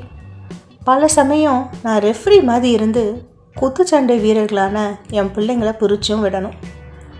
என்னடா இது நாய் பொழப்பாக போச்சு அப்படின்னு தினமும் நினச்சிக்குவேன். இது ஒரு கொரோனா காலம். பிள்ளைங்களை வெளியில் விளையாட அனுப்ப முடியாது. அதனால் இந்த பசங்களோட சேர்ந்து விதவிதமாக நானும் விளையாடுற மாதிரி இருந்துச்சு. எனக்கு வேலை செஞ்சு செஞ்சு அலுத்து போச்சு. இன்றைக்கி ஒரு நாள் எனக்கு வீட்டு வேலையிலேருந்து லீவ் விடுங்கன்னு சொல்லி என் ஹப்பிக்கிட்ட போய் கேட்டேன். என்ன அதிசயம், மழை கொட்ட போகுது, சரின்னு சொல்லிட்டாரு மவராசன். இன்றைக்கி என்ன டிஃபன் செய்யலாம் என்று ஆலோசித்தோம். உடனே ஐடியா, நான் பொங்கல் செய்கிறேன்னு சொன்னார். ஓகே, சூப்பராக தான் இருக்கும், நலபாகம் எப்போவும் ஓஹோன்னு இருக்கும் அப்படின்னு சொன்னேன். கூட யார் எனக்கு அசிஸ்ட் பண்ண போகிறா அப்படின்னு கேட்டார். வேற வழி நானே பண்ணுறேங்க அப்படின்னு சொல்லிட்டு ஆரம்பிக்கலாமா அப்படின்னாரு. நானும் சரி ஆரம்பிக்கலாம் அப்படின்னு சொன்னேன். கொஞ்சம் இஞ்சி எடுத்து சின்ன சின்னதாக நறுக்கித்தான்னு சொன்னார். பச்சரிசி எங்கே வச்சுருக்க, பாசிப்பருப்பு எங்கே இருக்குது, அதை எடு இதை எடுன்னு சொன்னார். எல்லாத்தையும் எடுத்தேன். எவ்வளோ அளவோ ஒரு பாத்திரத்தில் போடு அப்படின்னு சொன்னார். அதையும் போட்டேன். வெள்ளை வேஷ்டியை இழுத்து கட்டிட்டு ஒரு கையில் கரண்டியோட கேஸ் அடுப்பு முன்னாடி நிற்கவும் செஞ்சார். குக்கர் எங்க எடு அப்படின்னு சொன்னார். அதை கொடுத்தோன்னே லைட்ரு எங்க எடு அப்படின்னார். அதையும் எடுத்து கொடுத்துட்டேன். அடுப்பை ஸ்டைலாக பற்ற வச்சார். ஏதோ 5 நட்சத்திர ஹோட்டலில் செஃப்னு நினப்பு. எண்ணெய் எவ்வளோ ஊற்றணும் அளவாக நான் எடுத்து கொடுத்து தாளிப்பும் நடந்துச்சு. மிளகு, சீரகம், கருவேப்பிலை, பெருங்காயம் அத்தனையும் அளந்து கொடுத்துட்டேன். கமகமன்னு வாசம் வந்துச்சு. அரிசி, பருப்பு, உப்பு எல்லாத்தையும் போட்டாச்சு. ஒரு வழியாக பொங்கல் தாளித்து குக்கரை மூடியாச்சு. விசிலெங்கன்னு ஒரே அதிகாரம். ஏங்க நான் விசில் போட்டுட்டேங்க அப்படின்னு சொன்னேன். ஐயா எவ்வளோ சூப்பராக பொங்கல் செஞ்சுருக்கேன் பாரு, பாத்தியா அப்படின்னு சொன்னார். அருமையான வாசனையும் வந்துச்சு. சரியான டைம் பார்த்து நிறுத்திருந்தார். ஓ சரி அப்படின்னு சொன்னேன். அப்பா அருமையாக பொங்கல் செஞ்சுருக்கேன், சாப்பிடுங்க செல்லங்களா அப்படின்னு பசங்கள்கிட்டையும் சொன்னார். அம்மா, அப்பாவை சமைக்க விட்டுட்டு எங்களை வச்சு டெஸ்ட் பண்ணுறீங்களா அப்படின்னாங்க 2 பேரும். இல்லைடா தம்பி, நல்லா தான் இருக்கும் பொங்கல் அப்படின்னு சொன்னேன். செய்முறையில் என்ன தப்போ தெரியல, இல்லை நடுவில் வந்த மனக்குழப்பமான்னு தெரியல, பொங்கல் ஒரு மாதிரி தான் இருந்துச்சு. சாப்பிடும்போது நல்லா சாப்பிடு அப்படின்னு சொல்லி எனக்கு இன்னும் கொஞ்சம் பொங்கலை வச்சார். நல்லா இருக்குங்க, நல்லாவே இருக்குங்க அப்படின்னு ஒரு பேருக்கு புகழ்ந்துட்டு மனசில் இந்த மனுஷன் ஒரு பொங்கல் தாளிக்கிறதுக்குள்ள அப்பப்பா என்ன பாடுபடுத்துகிறாரு அப்படின்னு நினச்சிக்கிட்டேன். நினச்ச மறு நிமிஷமே என்னோட ஹப்பி சரி அடுத்து மதியம் என்ன சமைக்கலாம் அப்படின்னாரு. எனக்கு தூக்கி வாரி போட்டுச்சு. ஐயோ வேணாங்க, காலையில் சமைச்சு ரொம்ப டயர்டாக இருக்கீங்க, மதியானம் நானே சமைச்சிக்கிறேன் அப்படின்னு சொன்னேன். உடனே ஒரு நமட்டு சிரிப்போட ஒரு வார்த்தை சொன்னார் பாருங்க, உங்களுக்கு கொடுத்து வச்சது அவ்வளோதான்னாரு. எனக்கு கொடுத்து வச்சது அவ்வளோதான்னு நானும் நினச்சிக்கிட்டேன். நன்றி. உமா மகேஸ்வரி அவங்க எழுதின சமையலும் சமர்த்தும் அந்த கதையை தான் இப்போ பார்க்க போகிறோம். வாங்க கதைக்குள்ளே போகலாம். வேற உங்கள் அம்மா தொல்லை தாங்கலை என்றான் மது என்கின்ற மதுசூதனன் தன் மகள் ஐஸ்வர்யாவிடம். என்னப்பா ஆச்சு என்று சுவாரஸ்யம் தாங்காமல், அது ஏமா கேட்குற, தனி வீட்டில் இருந்தப்போ உங்கள் அம்மா நல்லா தான் இருந்தா. இந்த 8 மாடி அடுக்கு பிளாட்டுக்கு வந்ததுலேருந்து அவன் நடந்துக்கிற எதுவுமே சரியில்லை. காலைல எழுந்து சுட சுட காப்பி தருவா, உனக்கும் எனக்கும் டிஃபன் பண்ணி தருவா. ஆனால் இங்கே வந்ததுக்கப்புறம் மற்ற லூசுங்களோட சேர்ந்து வாக்கிங் கிளம்பிடுறான், காலங்கத்தாலே கிளம்பிடுறான். அப்புறம் நிதானமாக வந்து காப்பி தரா. அதுக்குள்ளே காப்பி சாப்பிட்ற ஆசையே எனக்கு போயிடுது. அவள் ஒரு நாள் மறந்தாலும் பக்கத்து வீட்டு மாடு வந்து ஏண்டி கீதா வரலையாடி வாக்கிங்க்குன்னு கூட்டிகிட்டு போகுது. இவனேன்னு வீட்டில் டிவி சீரியல் பார்த்துட்டு இருந்தான். ஆனால் இந்த லூசுங்களோட ஒரே ஆட்டம்தான். இந்த மாடிக்கு ஏன் தான் வந்தோமோ. சுடிதார் என்ன, ஜீன்ஸ் என்ன, ஷாப்பிங் மால் என்ன, யோகா கிளாஸு, டான்ஸு, பாட்டுன்னு ஏதாவது என்கேஜ்மெண்ட் வச்சுக்கிட்டே இருக்கா. ஏண்டி ஒரு புருஷனுக்கு சோறு போடுறீங்கன்னா நீங்கள் கடைஞ்செடுத்த தங்கம். எங்கள் ஆத்துக்காரர் என்ன எதுக்கும் தொந்தரவு பண்ண மாட்டார். அவரே டைனிங் டேபிளில் சாப்பாடு போட்டு சாப்பிடுவார். அவரே வாஷிங் மிஷினில் துணியெல்லாம் போட்டு துவைச்சி காய போட்டுக்குவார். ஏகத்துக்கும் உங்களை புகழ்ந்து கொடி வசதி வச்சுருக்கேன், அதை டேமேஜ் பண்ணிடாதீங்க அப்படின்னு என் வாயை அடைச்சி விட்றா. இது போதா குறைக்கு தத்தக்கா பித்தக்கான ஸ்டெப்பை வச்சு, ஏங்க ஒரு வீடியோ எடுங்க, நான் போஸ்ட் தரேன்னு, ஃபோட்டோ பிடிங்கன்னு ஒரே தொந்தரவு. சரி இப்போ என்னப்பா ஆச்சு என்றாள் ஐஸ். ஏதோ மகளிர் தின கொண்டாட்டமா, அதுக்கு புதுசாக ஒரு ரெசிபி செஞ்சு அசத்து போகிறேன்னு மணிக்கணக்காக யூடியூப்பும் கையுமா அலையிறா. அதை வாங்கித்தா இதை வாங்கித்தான்னு என் பர்ஸையே காலி பண்ணாமல் விடமாட்டா போல. சமையல் ரூமில் பித்து பிடிச்ச மாதிரி எதையோ செஞ்சு சாமான பாலாக்குறா. சொன்னால் அழ போகிறாளேன்ட்டு நானும் நிறைய பொருள் வாங்கி கொடுத்துட்டேன். அந்த டேபிளை பாரு, நீ இன்னும் பார்க்கலையா? அதுவா, ஏதோ வெயிட்டர், அலங்காரத்துக்கு நீங்கள் வாங்கி வச்ச பொருள்னு நினச்சேன் என்றாள் ஐஸ்வர்யா. அது போன வருஷம் உங்கள் அம்மா செஞ்ச மைசூர் பாக்கு, அலங்காரத்துக்கெலாம் நான் வாங்கி வைக்கல. பாவம், போன வருஷம் சமையல் போட்டிக்கு வந்த ஜட்ஜு உங்கள் அம்மா செஞ்ச மைசூர் பாக்கை வாயில் போட்டுட்டு அவ்வளோதான், பல்லெல்லாம் உடஞ்சி ஒரே ரத்தம், ஓடியே போயிட்டாங்க. இது தெரிஞ்சும் மறுபடியும் அந்த விஷப்பரிச்சைக்கு சமையல் ரூம்குள்ளே நுழைஞ்சிருக்கா, புதுசாக ஒரு ரெசிபி கண்டுபிடிக்கிறதுக்கு என்று முடித்தார். ஐஸு, நான் போய் அம்மாவை எப்படியாவது போட்டியிலேருந்து வாபஸ் வாங்க வச்சிடுறேன், போதுமா அப்படின்னு சொன்னான். சரி, நான் பாதி மீசையை எடுத்துக்கிறேன் என்றாள் மது. சீக்ரெட் என்னன்னா, கீதா முன்வைத்த காலை பின் வைக்க மாட்டான் என்ற நம்பிக்கை தான். கண்டிப்பாக நான் மீசை எடுக்க போகிறதில்ல அப்படின்னு உள் மனசில் நினச்சிக்கிட்டார். அம்மா அம்மா சமையல் அறைக்குள் போனால் ஐஸ்வர்யா. கீதா சுவாரஸ்யமாக சமையல் மேடையில் ஒரு புறம் லேப்டாப்பில் அல்வா செய்வது எப்படி என்று பார்த்து வீடியோவை ஓட விட்டு கொண்டிருந்தாள்.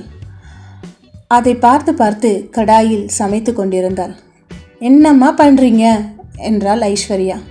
ஐஸு வாமா, கொஞ்சம் அம்மாவுக்கு ஹெல்ப் பண்ணு, இப்போ தான் உன்னை நினச்சேன், ஸ்பெஷல் கிளாஸ் முடிஞ்சிருந்தா ஃப்ளாஸ்கில் காப்பி வச்சுருக்கேன், குடிச்சிரு என்றாள். ஒரு போட்டிமா, அதுக்கு தான் இனிப்பு பலகாரம் செய்யணும்னு ஆரம்பித்தேன், அதுதான் ஓடிக்கிட்டு இருக்கு. உங்கள் அப்பாவை கூப்பிடாத, அவர் ஏதாவது அபசகனமாக சொல்லுவார். நல்லா வராது கீதா, நல்லாவே வராது. உனக்கு இந்த விஷப்பரிச்சையெல்லாம் எதுக்குன்னு ஒரே அட்வைஸ் பண்ணுவார் என்று கூறி யூடியூபை பார்த்தாள். கடாயில் நெய் ஊற்றியாச்சு, சர்க்கரை ஒரு பக்கம் பாகு காய்ச்சி வச்சாச்சு, கடலை மாவை வறுத்து வச்சாச்சு, அதை வேக வச்சுட்டு அதில் ஊற்றணும், அவ்வளோதான். கொஞ்சம் முந்திரியும் திராட்சையும் ஏலக்காயும் எடு அப்படின்னு சொன்னான். அதை வறுத்தும் வச்சுக்கிட்டான். கொஞ்சம் மில்க் மெய்ட் போட்டுக்கிறேன் என்று கூறி கடாயில் அல்வாவை கிளறினாள். அல்வா நல்லா தான் வந்துச்சு, ஆனால் ஒரே ஒரு பிரச்சனை, கரண்டி தான் கடாயிலேருந்து வருவானா பாருன்னு. கீதாவும் ஐஸ்வர்யாவும் சேர்ந்து இழுத்தாங்க, வரவே இல்லை. ஏங்க இங்கே வாங்கலேன் அப்படின்னு கூப்பிட்டா மதுசூதனா. மதுவும் ஏதோ செஞ்சு பார்த்தார், கரண்டி வரவே இல்லை. கண்டிப்பாவி, நான் போன போனஸில் 1500 கொடுத்து வாங்கின குக்கர் போயே போச்சு, தலையில் அடிச்சிட்டு வெல்டிங் ஆள்கிட்ட தான் கொடுத்து வெட்டி எடுக்க சொல்லணும் அப்படின்னு கோவமாக சொல்லிட்டு போயிட்டார். பாவமான போஸ்டில் கீதா நிற்க அல்வா அணுகுண்டா ஆயிடுச்சு. ஆனாலும் சமையல் போட்டியில் கீதா 3ஆம் பரிசு. எப்படின்னு கேட்குறீங்களா? வேர்க்கடலையும் உடச்ச கடலையும் மிக்ஸ் பண்ணி அதில் வெல்லம் போட்டு அரைச்சி ஒரு ரெசிபி செஞ்சா. அதுக்கு ஒரு புது பேரும் வச்சா, பீனட் பட்டர் அப்படின்னு. அதாங்க நம்ம ஊர் வேர்க்கடலை பர்பியை தண்ணியாக சாப்பிட்ற மாதிரி, அவ்வளோதான். இன்னும் அவங்களோட தொல்லை தாங்க முடியாது. 3ஆவது பரிசு வேற வாங்கிட்டா. அனுபவிக்க வேண்டியது நான் தான், வேற வழி இல்லை என்றான் மது. நன்றி. அரண்மனை எலி. ஒரு நாட்டில் ஒரு இளவரசன் இருந்தான். அவன் சிறந்த போர் வீரன். அவனுடைய வாழ்வீச்சுக்கு அந்த நாடே ஈடு கொடுக்க முடியாது, அந்த அளவுக்கு மகா சிறந்த வீரன். அவன் ஒரு முறை வாள் பயிற்சி எடுத்துக்கிட்டு இருந்தான். அப்போ ஒரு சின்னோண்டு எலி என்ன பண்ணுச்சு, அவனோட குறுக்க ஓடிச்சு. உடனே என்ன பண்ணான், கோவத்தில் அது மேலே வாளை வீசி எறிஞ்சான். அந்த எலி தப்பிச்சு ஓடிருச்சு. இளவரசனும் விடாமல் அதை மீண்டும் மீண்டும் துரத்தி போய் வாழை வீசினான். அது எப்படியோ இளவரசன்ட்டேந்து தப்பிச்சு வலைக்குள்ளே பொங்குனுச்சு. தினமும் வந்து அந்த எலியை வாள் வீசி கொல்றதுக்கு அவன் முயற்சி பண்ணிகிட்டே இருந்தான். ஆனால் அந்த எலியோ அவன்கிட்டேருந்து தப்பிச்சு அதோட வலைக்குள்ளே போய் பத்திரமா இருந்துச்சு. இதனால மனம் உடைஞ்சு போன இளவரசன் அப்போ அந்த வழியா அரசர் வந்தார். ஏன் சோகமா இருக்க அப்படின்னு கேட்டார். அதுக்கு இளவரசன், இந்த நாடே எனது வாழ்வீச்சுக்கு திறமைக்கு ஈடு கொடுக்காதப்போ இந்த சாதாரண எலியை என்னால் கொல்ல முடியலையே அப்படின்னு சொன்னான். மன்னர் சிரிச்சுக்கிட்டே, எலியை கொல்றதுக்கு வாள் எதுக்கு, அரண்மனை பூனையை கொண்டு வந்தாலே போதுமே அப்படின்னு சொன்னார். உடனே அரண்மனை பூனையும் வரவழைக்கப்பட்டுச்சு. அந்த பூனையை எலியை வேட்டையாட விட்டாங்க. அந்த பூனையும் எலியை வேட்டையாட முயற்சி பண்ணுச்சு. ஆனால் அந்த எலி அரண்மனை பூனைக்கிட்டேருந்து ரொம்ப எளிதாக தப்பிச்சு போய் அரசர் முன்னாடியும் இளவரசர் முன்னாடியும் ஓடி அதோட வலைக்கு போய் ஒளிஞ்சிக்கிச்சு. இப்போ இளவரசரோட சேர்ந்து அரசரும் சோகமானார். அப்போ மந்திரி அங்கே வந்தார். என்ன அரசே, நீங்களும் இளவரசரும் சோகமா இருக்கீங்க அப்படின்னு கேட்டார். அதற்கு அரசர் நடந்ததை சொன்னார். நம்ம நாட்டு பூனை எதுக்கும் உதவாது. ஜப்பான், பாரசீகம் போன்ற நாட்டில் உள்ள பூனையை நம்ம பயன்படுத்துவோம். அது புலி உயரத்தில் இருக்கும். இந்த எலியெல்லாம் ஈஸியாக பிடிச்சிரும் அப்படின்னு சொல்லிட்டு உடனே அங்கிருந்து வரவழைக்க முயற்சியும் பண்ணார். அந்த நாட்டில் இருந்த பூனையும் வரவழைக்கப்பட்டுச்சு. ஆனால் அந்த எலி அந்த நாட்டு பூனைக்கிட்டையும் ரொம்ப சாமர்த்தியமாக தப்பிச்சு வலைக்குள்ள பூந்துச்சு. ஒரு எலிக்கு இவ்வளோ திறமையா அப்படின்னு எல்லாம் ஆச்சரியப்பட்டுட்டு இருக்கப்போ அங்கே அரண்மனையில் இருக்க காவலன், இளவரசே, இந்த எலிக்கு போயிட்டு ஏன் இவ்வளோ சிரமப்படணும்? எங்கள் வீட்டு பூனையே இந்த எலியை பிடிக்க போதும் அப்படின்னு சொன்னான். மன்னருக்கு நம்பிக்கையே இல்லை. என்ன, அரண்மனையில் வளர்த்து வர பூனையால் முடியாது, உன் சாதாரண பூனையால் முடியுமா அப்படின்னு கேட்டார். உடனே இளவரசர், எடுத்துட்டு வா உன் பூனைய, பார்ப்போம் அது என்னதான் பண்ணுதுன்னு அப்படின்னு சொல்லி காவலனுக்கு உத்தரவு போட்டார். வீட்டுக்கு போயிட்டு பூனையை எடுத்துட்டு வந்தோம். அந்த பூனை அந்த எலியை ஒரே தாவல்ல லபக்குன்னு பிடிச்சி சாப்பிட்டுருச்சு. இதை பார்த்த இளவரசருக்கும் அரசருக்கும் பெருத்த ஆச்சரியம். என்ன அதிசயம் அது! ஜப்பான், பாரசீகம் அரண்மனையில் வளர்த்த பூனையால கூட முடியாது. அதுங்களுக்கு இல்லாத திறமை இந்த சாதாரண பூனைக்கு எப்படி வந்துச்சு? இது எப்படி சாத்தியம்? என்ன பயிற்சி கொடுத்து உன் பூனையை வளர்க்குற அப்படின்னு ஆச்சரியப்பட்டுட்டே கேள்விகளை அடுக்க தொடங்கினார். உடனே காவலாளி, என் பூனைக்கு பெருசா திறமையோ பயிற்சியோ இல்லை இளவரசே. என் பூனைக்கு ரொம்ப பசி, அவ்வளோதான் அப்படின்னு சொன்னான். உடனே இளவரசருக்கு பளீர்னு யாரோ அரைஞ்ச மாதிரி இருந்தது.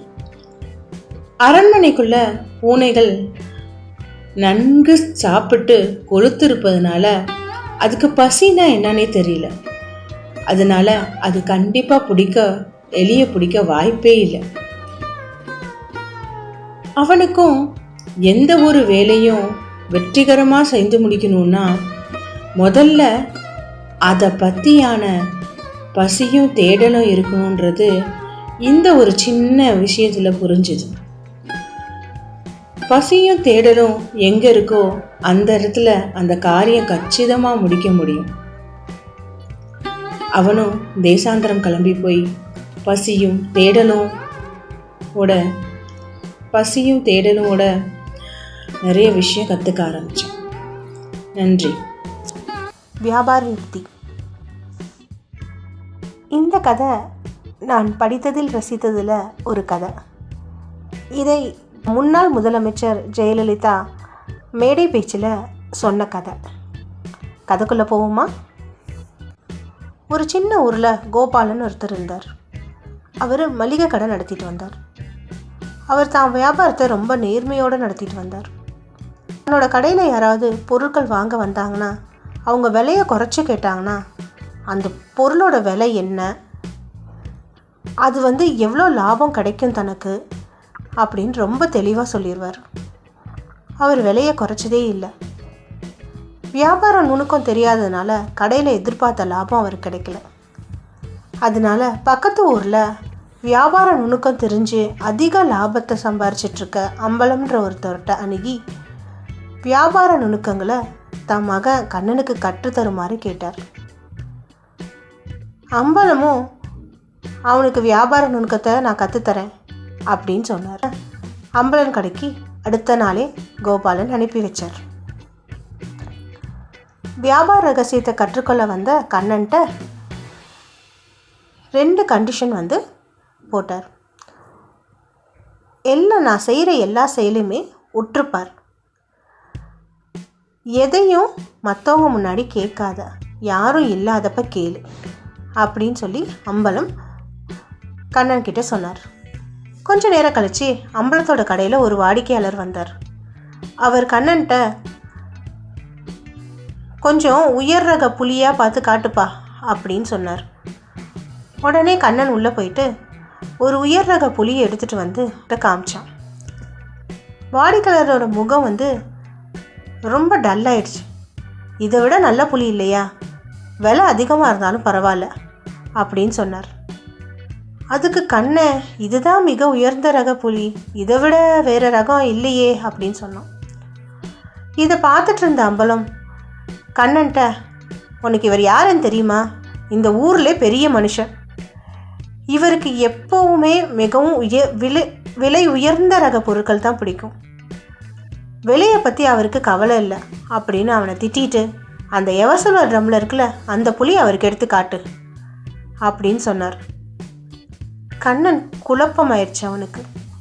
எவசல்வர் ட்ரம்மில் இருக்கிற புலியை இருந்தாலும் சத்தம் போடாமல் எடுத்து காமிச்சான்.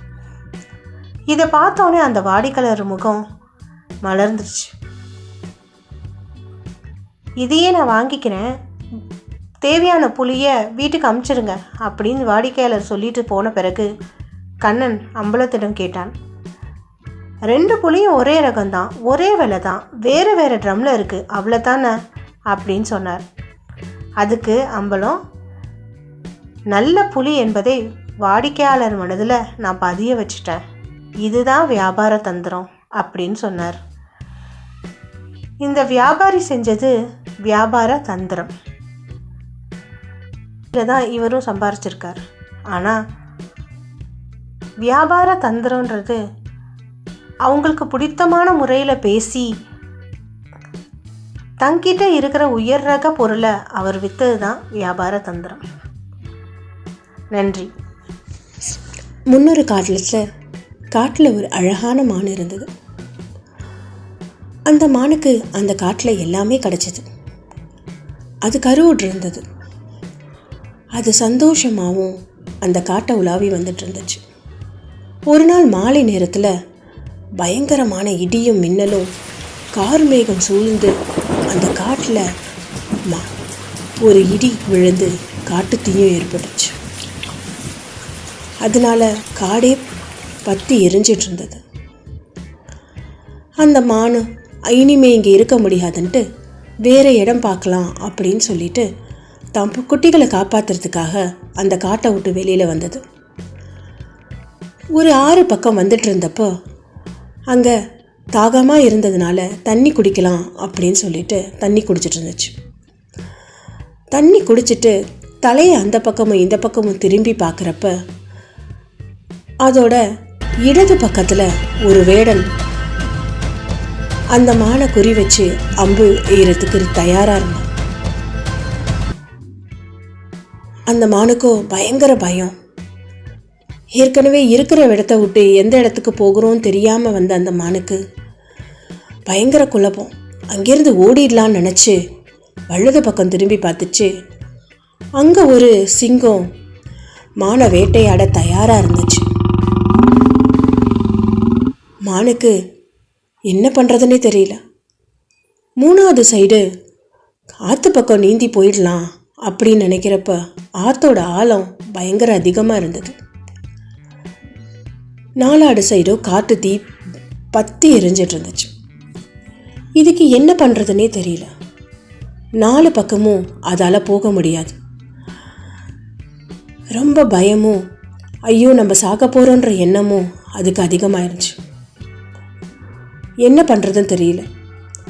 கடவுள்கிட்ட வேண்டிக்கிட்டு என் குட்டிகளை காப்பாற்று அப்படின்னு சொல்லிட்டு அமைதியாக திருப்பி தண்ணி குடிக்க ஆரம்பிச்சு.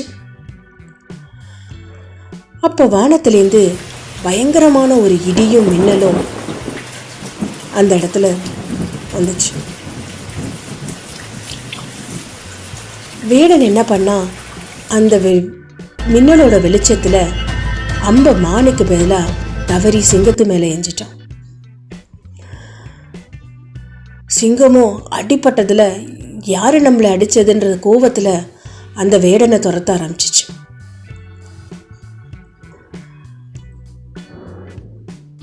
வேடன் உயிருக்கு பயந்து அந்த இடத்த விட்டு ஓட சிங்கம் பின்னாடியே தான் இறைக்காக அவனை துரத்திட்டே ஓடிடுச்சு.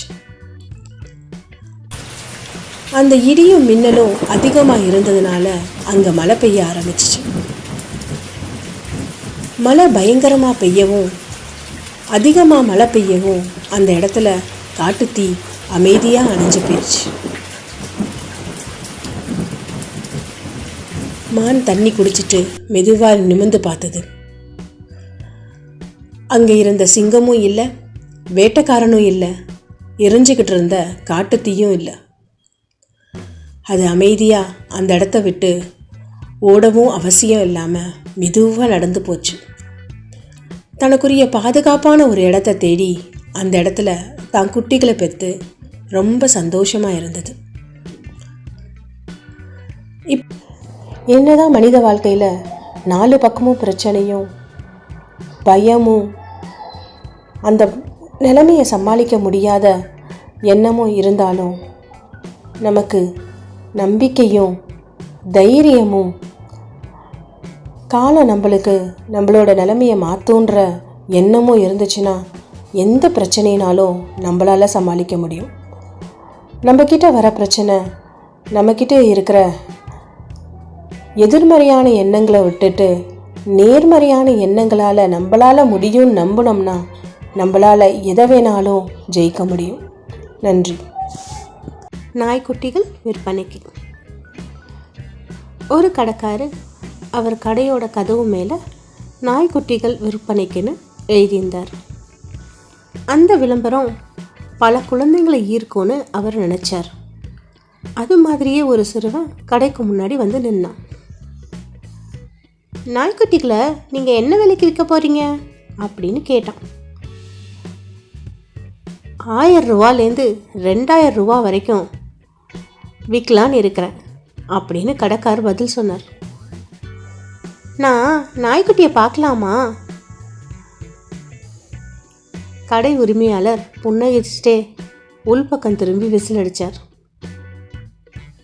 நாய் கூண்டுலேருந்து சிறு பந்துகள் போல 5 நாய்க்குட்டிகள் ஓடி வந்தன.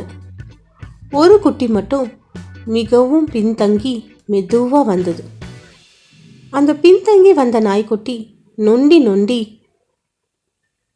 மெதுவாக நடந்து வந்துட்டு இருந்துச்சு. அதை கவனித்த சிறுவன், என்னாச்சு அதுக்கு அப்படின்னு கேட்டான். அந்த நாய்க்குட்டியோட காலு சரியாக வளர்ச்சி அடையலை. அந்த குட்டியை கால்நடை மருத்துவர் பரிசோதிச்சும் பார்த்துட்டார். இனிமே அது எப்பவும் உடமாக தான் இருக்கும் அப்படின்னு சொல்லிட்டாருன்னு சொல்லி கடைக்காரர் சொன்னார். சிறுவனின் முகத்தில் இன்னும் ஆர்வம். இந்த குட்டி தான் எனக்கு வேணும் அப்படின்னு சொன்னான். அப்படின்னா நீ இதுக்கு காசு எதுவும் கொடுக்க வேணாம், நான் உனக்கு அதை இலவசமாகவே தரேன் அப்படின்னு கடைக்காரர் சொன்னார். அந்த குட்டி பையனின் முகத்தில் இப்போது சிறு வருத்தம். கடைக்காரின் கண்களை நேருக்கு நேர் பார்த்து விரல் நீட்டி சொன்னான், நீங்கள் ஒன்றும் எனக்கு இலவசமாக கொடுக்க வேண்டாம். மற்ற நாய்க்குட்டிகளை போல இதுக்கும் நான் விலை கொடுத்தே வாங்கிக்கிறேன். விலை கொடுத்து வாங்குறதுக்கு இந்த நாய்க்குட்டி தகுதியானது தான். நான் இந்த நாய்க்குட்டிக்கு உரிய தொகையை முழு தொகையை கொடுக்குறேன். ஆனால் இப்போ என்கிட்ட கொஞ்சம் பணம் தான் இருக்குது. பாக்கி பணத்தை நான் மாதம் மாதம் கொடுத்து சரி பண்ணிடுறேன் அப்படின்னு சொன்னான். ஆனாலும் கடைக்கார் விடலை. பையா, இந்த நாய்க்குட்டியால் உனக்கு எந்த பிரயோஜனமும் இல்லை. இதனால மற்ற நாய்க்குட்டிகளை போல் ஓட முடியாது, குதிக்க முடியாது, உன் கூட விளையாடக்கூட முடியாது அப்படின்னு சொன்னார். உடனே அந்த பையன் குனிஞ்சு தான் இடது கால் பேண்ட்டை உயர்த்தினான். வளைந்து முடமாகி போயிருந்த அக்காலில் ஒரு உலோக பட்டை மாற்றப்பட்டிருந்தது. இப்படி அவன் கடைக்கார நிமிர்ந்து பார்த்து சொன்னான், என்னாலும் தான் ஓட முடியாது, குதிக்க முடியாது. இந்த குட்டி கஷ்டத்தை நானும் புரிஞ்சுக்கிறேன். என்ன மாதிரி இந்த குட்டிக்கு நல்லா புரிஞ்சுக்கிட்டவங்க கிடைக்க மாட்டாங்க. அதுக்கும் அதுதான் தேவை அப்படின்னு சொன்னான்.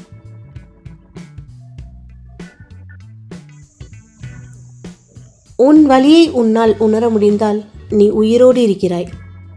ஆனால் பிறர் வலியை உன்னால் உணர முடிந்தால் நீ வாழ்ந்து கொண்டு இருக்கிறாய். நன்றி. தேவையானதை மட்டும் பேசு. ஒரு ஊரில் ஒரு பெரிய குரு இருந்தார். அவர் முற்றும் துறந்தவர், எல்லாம் கற்றவர். அவரை ஒரு பிரசங்கம் செய்யறதுக்காக கூப்பிட்டுருந்தாங்க. ஒரு 10,000 to 20,000 பேர் வருவாங்கன்னு சொல்லியிருந்தாங்க. அவரை அழைச்சிட்டு வரத்துக்கு ஒரு குதிரைக்காரனும் போயிருந்தான். அன்னைக்கு பார்த்து ஊரில் பயங்கர மழை. கூட்டத்தில் இருந்தவங்க எல்லாம் கலைஞ்சு போயிட்டாங்க. ஒருத்தர் கூட அங்கே இல்லை. குரு வந்து பார்த்தப்போ அங்கே யாருமே இல்லை. பேசுறதுக்காக நிறைய தயார் பண்ணியிருந்தார். அங்கே யாருமே இல்லைன்னொன்னே குருவுக்கு ஏமாற்றமாக இருந்துச்சு. காரணத்துக்காக நம்ம பிரசங்கம் பண்ண முடியாது, அவருக்கு மனசு இல்லை. இருந்தாலும் குதிரைக்காரன்ட்ட கேட்டார், என்னப்பா பண்ணலாம்? உடனே குதிரைக்காரன், ஐயா, நான் ஒரு குதிரைக்காரன், எனக்கு ஒன்றும் தெரியாதுங்க. ஆனால் ஒன்று மட்டும் தெரியுங்க, நான் 30 குதிரையை வளர்க்குறேன்.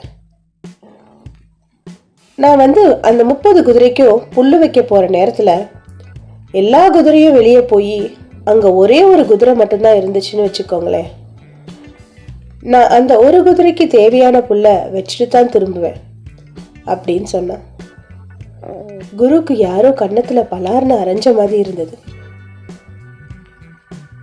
ஒரு குதிரைக்காரன் எவ்வளோ அழகாக சொல்லிட்டான் அப்படின்னு அவனுக்கு ஒரு சபாஷ் சொல்லிட்டு அவனுக்கு மட்டும் தான் பிரசங்கத்தை ஆரம்பிச்சார்.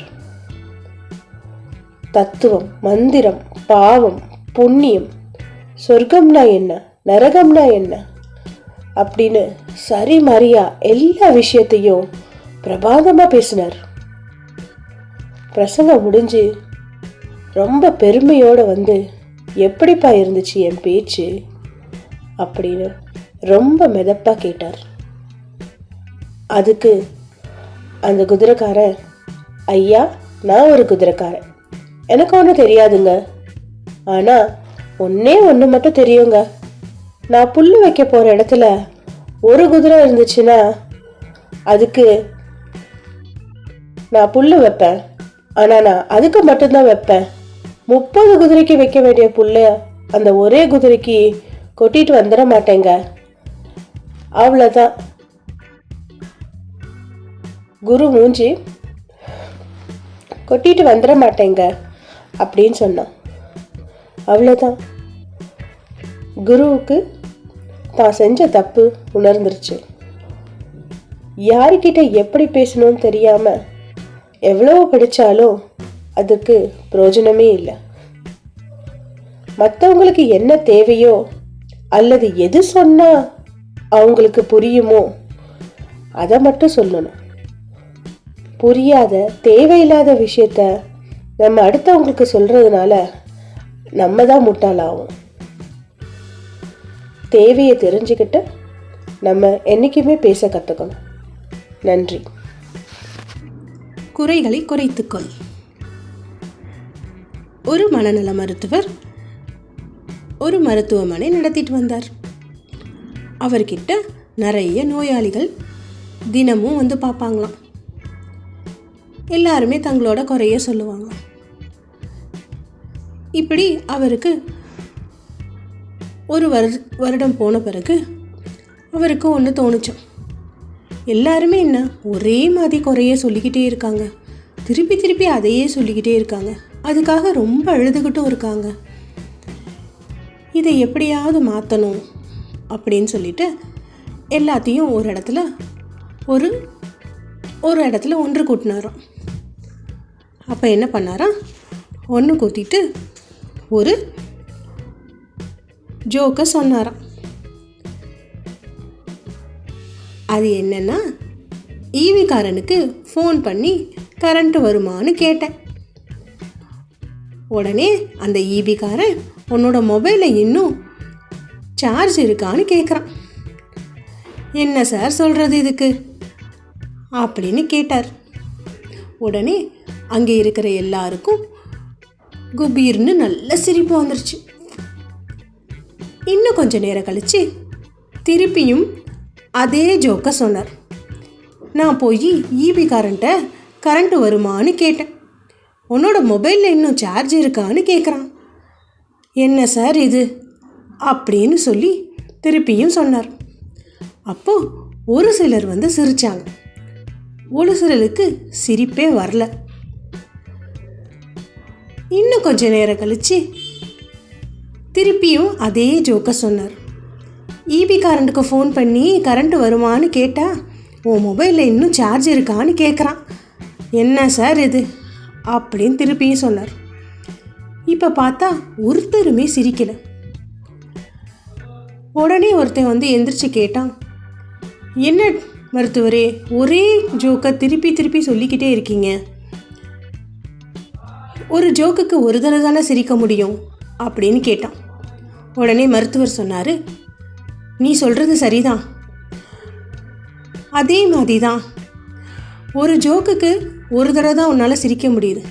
ஆனால் ஏன் ஒரு கவலைக்கு நீ திருப்பி திருப்பி அழுதுட்ருக்க, அதையே ஏன் திருப்பி திருப்பி நினச்சிட்ருக்க? ஒரு அழுகையும் ஒரு தடவையோட நீ மறந்து போயிட்டீன்னா உனக்கும் பிரச்சனையே இருக்காதில்ல, மறக்க ட்ரை பண்ணு அப்படின்னு சொன்னார். நன்றி. முன்னொரு காலத்தில் ஒரு காட்டில் ஒரு சிங்கராஜா இருந்தார். அவருக்கு உதவியாக நரி ஒன்று இருந்தது. ஒரு நாள் சிங்கத்துக்கு பயங்கர பசி எடுத்துச்சு. எனக்கு சாப்பிட ஏதாவது கொண்டு வா, இல்லைன்னா ஒன்றை சாப்பிட்ருவேன் அப்படின்னு நரிக்கிட்ட சொல்லிச்சு சிங்கம். நரியும் சிங்கத்துக்கு இறைய தேடி போச்சு. அப்போது ஒரு கழுதாங்க நின்றுட்டு இருந்துச்சு. அந்த கழுதைகிட்ட சொல்லிச்சு, சிங்கம் உன்னை காட்டுக்கு ராஜாவாக முடிசூட கூட்டிகிட்டு வர சொன்னார், நல்ல நாட்கள் வரப்போகுதான் அப்படின்னு சொல்லி கழுதைக்கிட்ட சொன்னது.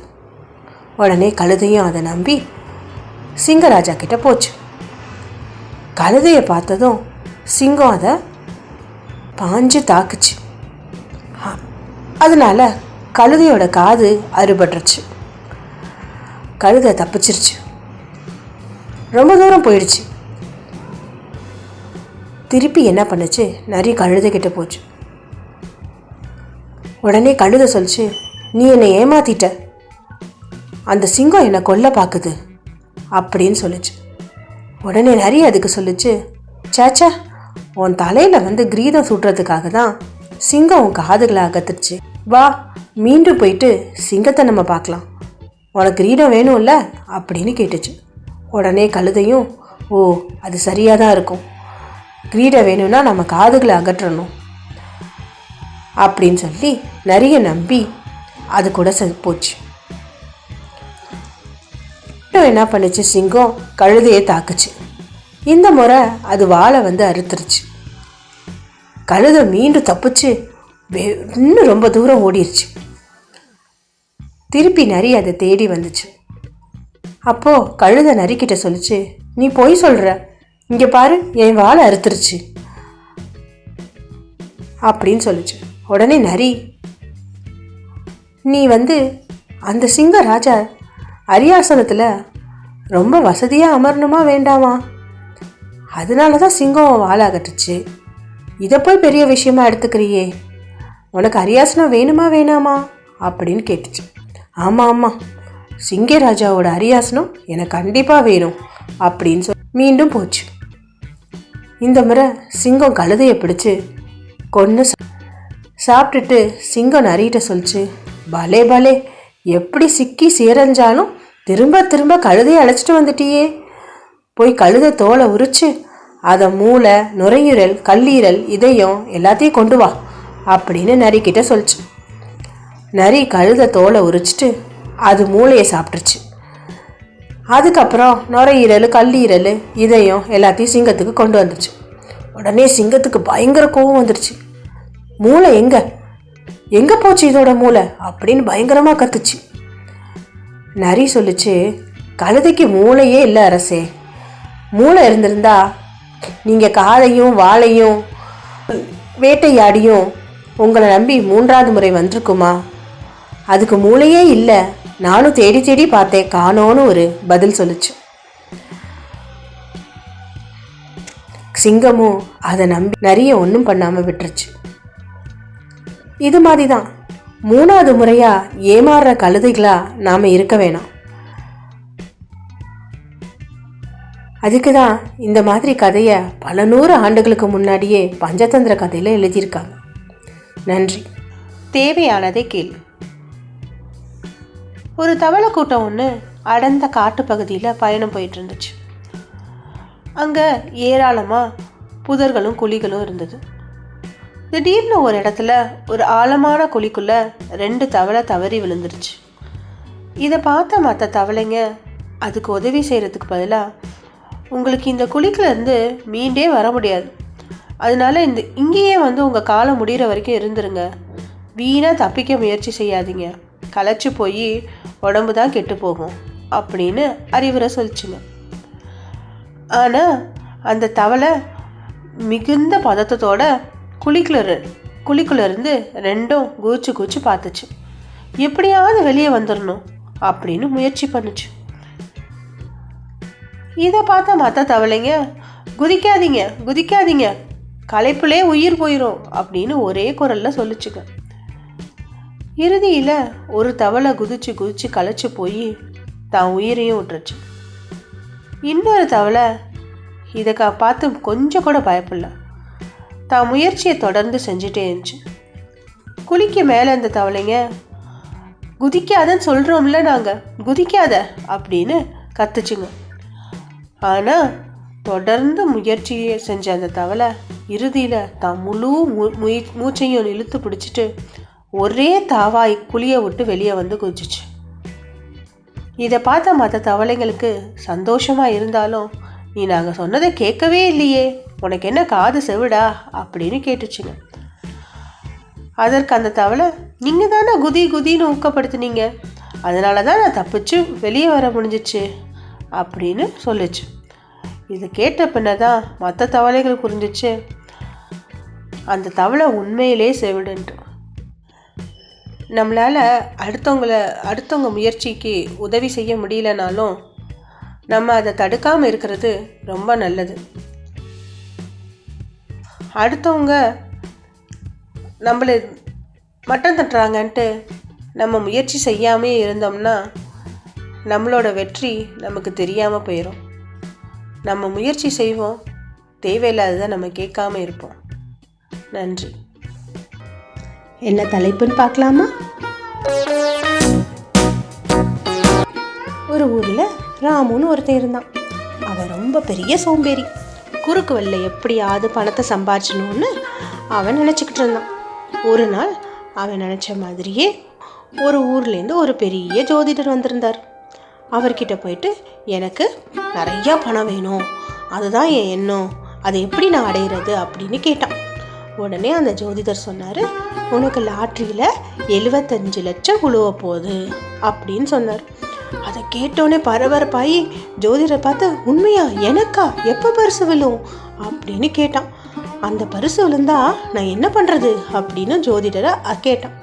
அதற்கு அந்த ஜோதிடர், மனம் தளராம நீ எப்போதும் இறைவனை வழிபட்டு கொண்டே இரு, உன்னுடைய பக்தியை பொறுத்து தான் அந்த பரிசு உனக்கு விழுவும் அப்படின்னு சொன்னார். அன்று முதல் அவன் என்ன பண்ணான், ஒவ்வொரு கோயிலுக்கா செஞ்சு வழிபட்டுட்டு இருந்தான். அவனுக்கு பரிசே விழுவல. உடனே என்ன பண்ணான், அடுத்து தேவாலயத்துக்கு போனான். அங்கே போய் சாமியை கும்பிட்டான். அப்போவும் அவனுக்கு பலன் கிடைக்கவே இல்லை. சரி, அடுத்தது எங்கே போவான், மசூதிக்கு போனான். அங்கேயும் போய் வேண்டிக்கிட்டே இருந்தான், பரிசு விழவே இல்லை. விரக்தியில் உச்சிக்கே போனான். எங்கே, மலை உச்சிக்கு போயிட்டு கடவுளை பார்த்து கேட்டான், எனக்கு இப்போ 75 லட்சம் பரிசு விழல, நான் மலையிலேருந்து கீழே குதிச்சிருவேன் அப்படின்னு சொன்னான். எந்த பதிலுமே அவனுக்கு கிடைக்கல. கோபத்தில் என்ன பண்ணிட்டான், மலை உச்சியிலேருந்து கீழே விழுந்து செத்தும் போயிட்டான். அந்த கோபத்தோட விண்ணுலகம் செஞ்ச ராமு கடவுள் இருக்கும் அறைக்கு முன்பாக சென்று கத்த ஆரம்பித்தான். என்னை நீ ஏமாத்திட்ட, என்னை எனக்கு பழுசே விழுவலை என்று கூறி கத்திக்கிட்டே இருந்தான். சப்தத்தை கேட்டு கடவுளோட உதவியாளர் என்ன பண்ணார்னா வெளியே வந்தாராம். யார் நீ, எதுக்காக இங்கே வந்து கத்துற அப்படின்னு கேட்டார். கடவுளோட உதவியாளர்கிட்ட நடந்த விஷயத்தெல்லாம் சொன்னான். கடவுளோட உதவியாளரும் கடவுள் மீது சற்று ஏன் அவர் அப்படி பண்ணாரு அப்படின்று என்ன தோன்ற ஆரம்பிச்சிச்சு.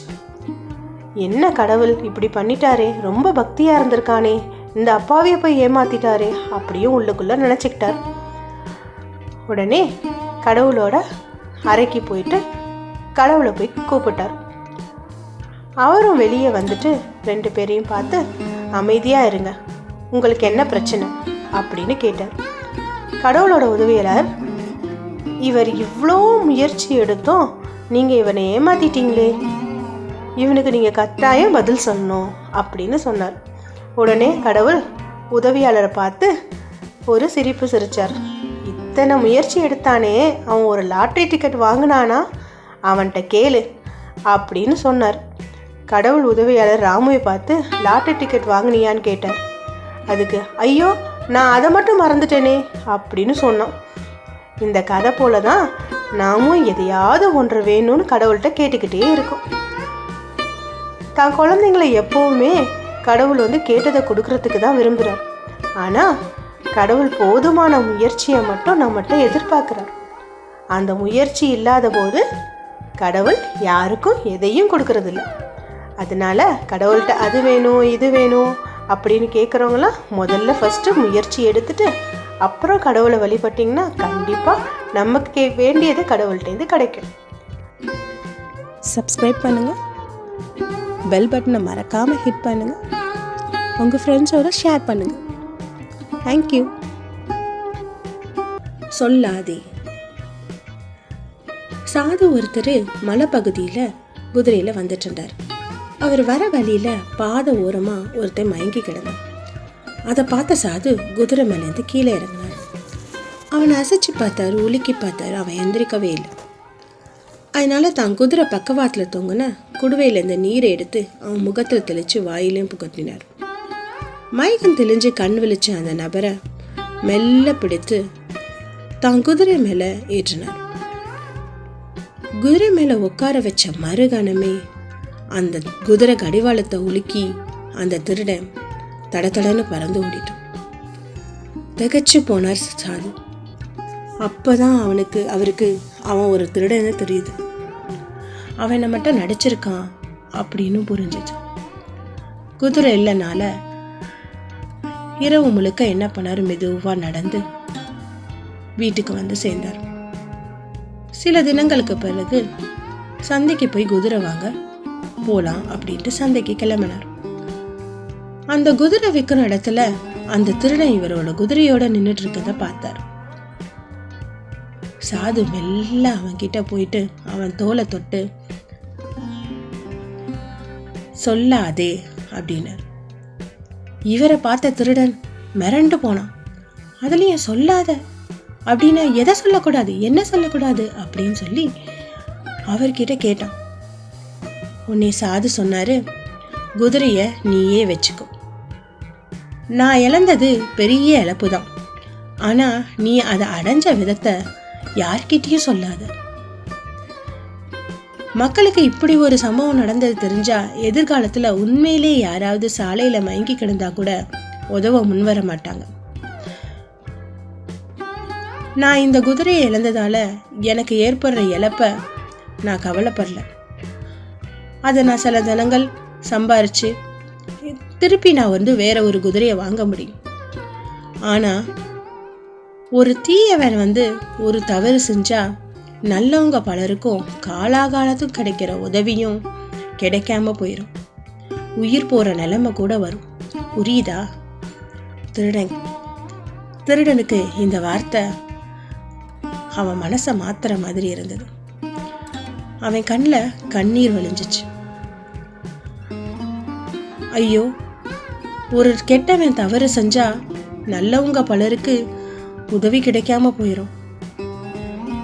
நானே நேத்து அப்படி மயங்கி கிடந்து உயிர் போற நிலைமையில் இருந்தா எனக்கு உதவி பண்ண யாருமே இருந்திருக்க மாட்டாங்க. நான் என்னோட குறுகிய லாபத்துக்காக நல்ல எண்ணங்களெல்லாம் சதிச்சிட்டேன். இனிமே சதிக்க மாட்டேன். நல்லவர்களையும் நல்லவங்க நட்பையும் நான் இழந்துடவே கூடாது. என்னால் இந்த குதிரையை சம்பாரித்து வாங்க முடியும். நானும் நீங்கள் சொல்கிற மாதிரி நல்ல வழியிலே போகிறேன் அப்படின்னு சொல்லி மன்னிப்பு கேட்டான்.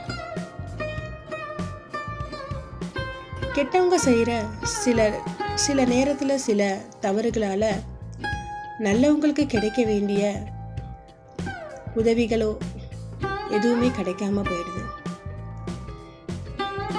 கெட்ட விஷயத்த நம்ம சொல்லாமல் இருக்கிறது நல்லதுன்றது இந்த கதையிலேருந்து நம்ம புரிஞ்சுக்கிறோம். நன்றி. Hello everyone, it's story time.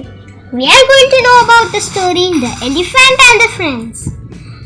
A lonely elephant was looking for friends in the forest. The monkey declined to be the friend of the elephant because the elephant could not swing in the trees. The rabbit turned to the elephant because it was too big to fit in the burrow. The frog refused to be the elephant's friend because it could not jump. And every other animal said no to the poor elephant. The next day, all the animals were running in the forest, away in fear. The elephant stopped the bear, who said the tiger was attacking them all. The elephant nicely said to stop the tiger, but the tiger told to stay out of the way. The elephant proceeded to kick the tiger and scare it away. The other animals then realized that the elephant was the perfect size to be their friend. And the moral is, friends can be in any shape or size, and they have to be good-hearted. Thank you.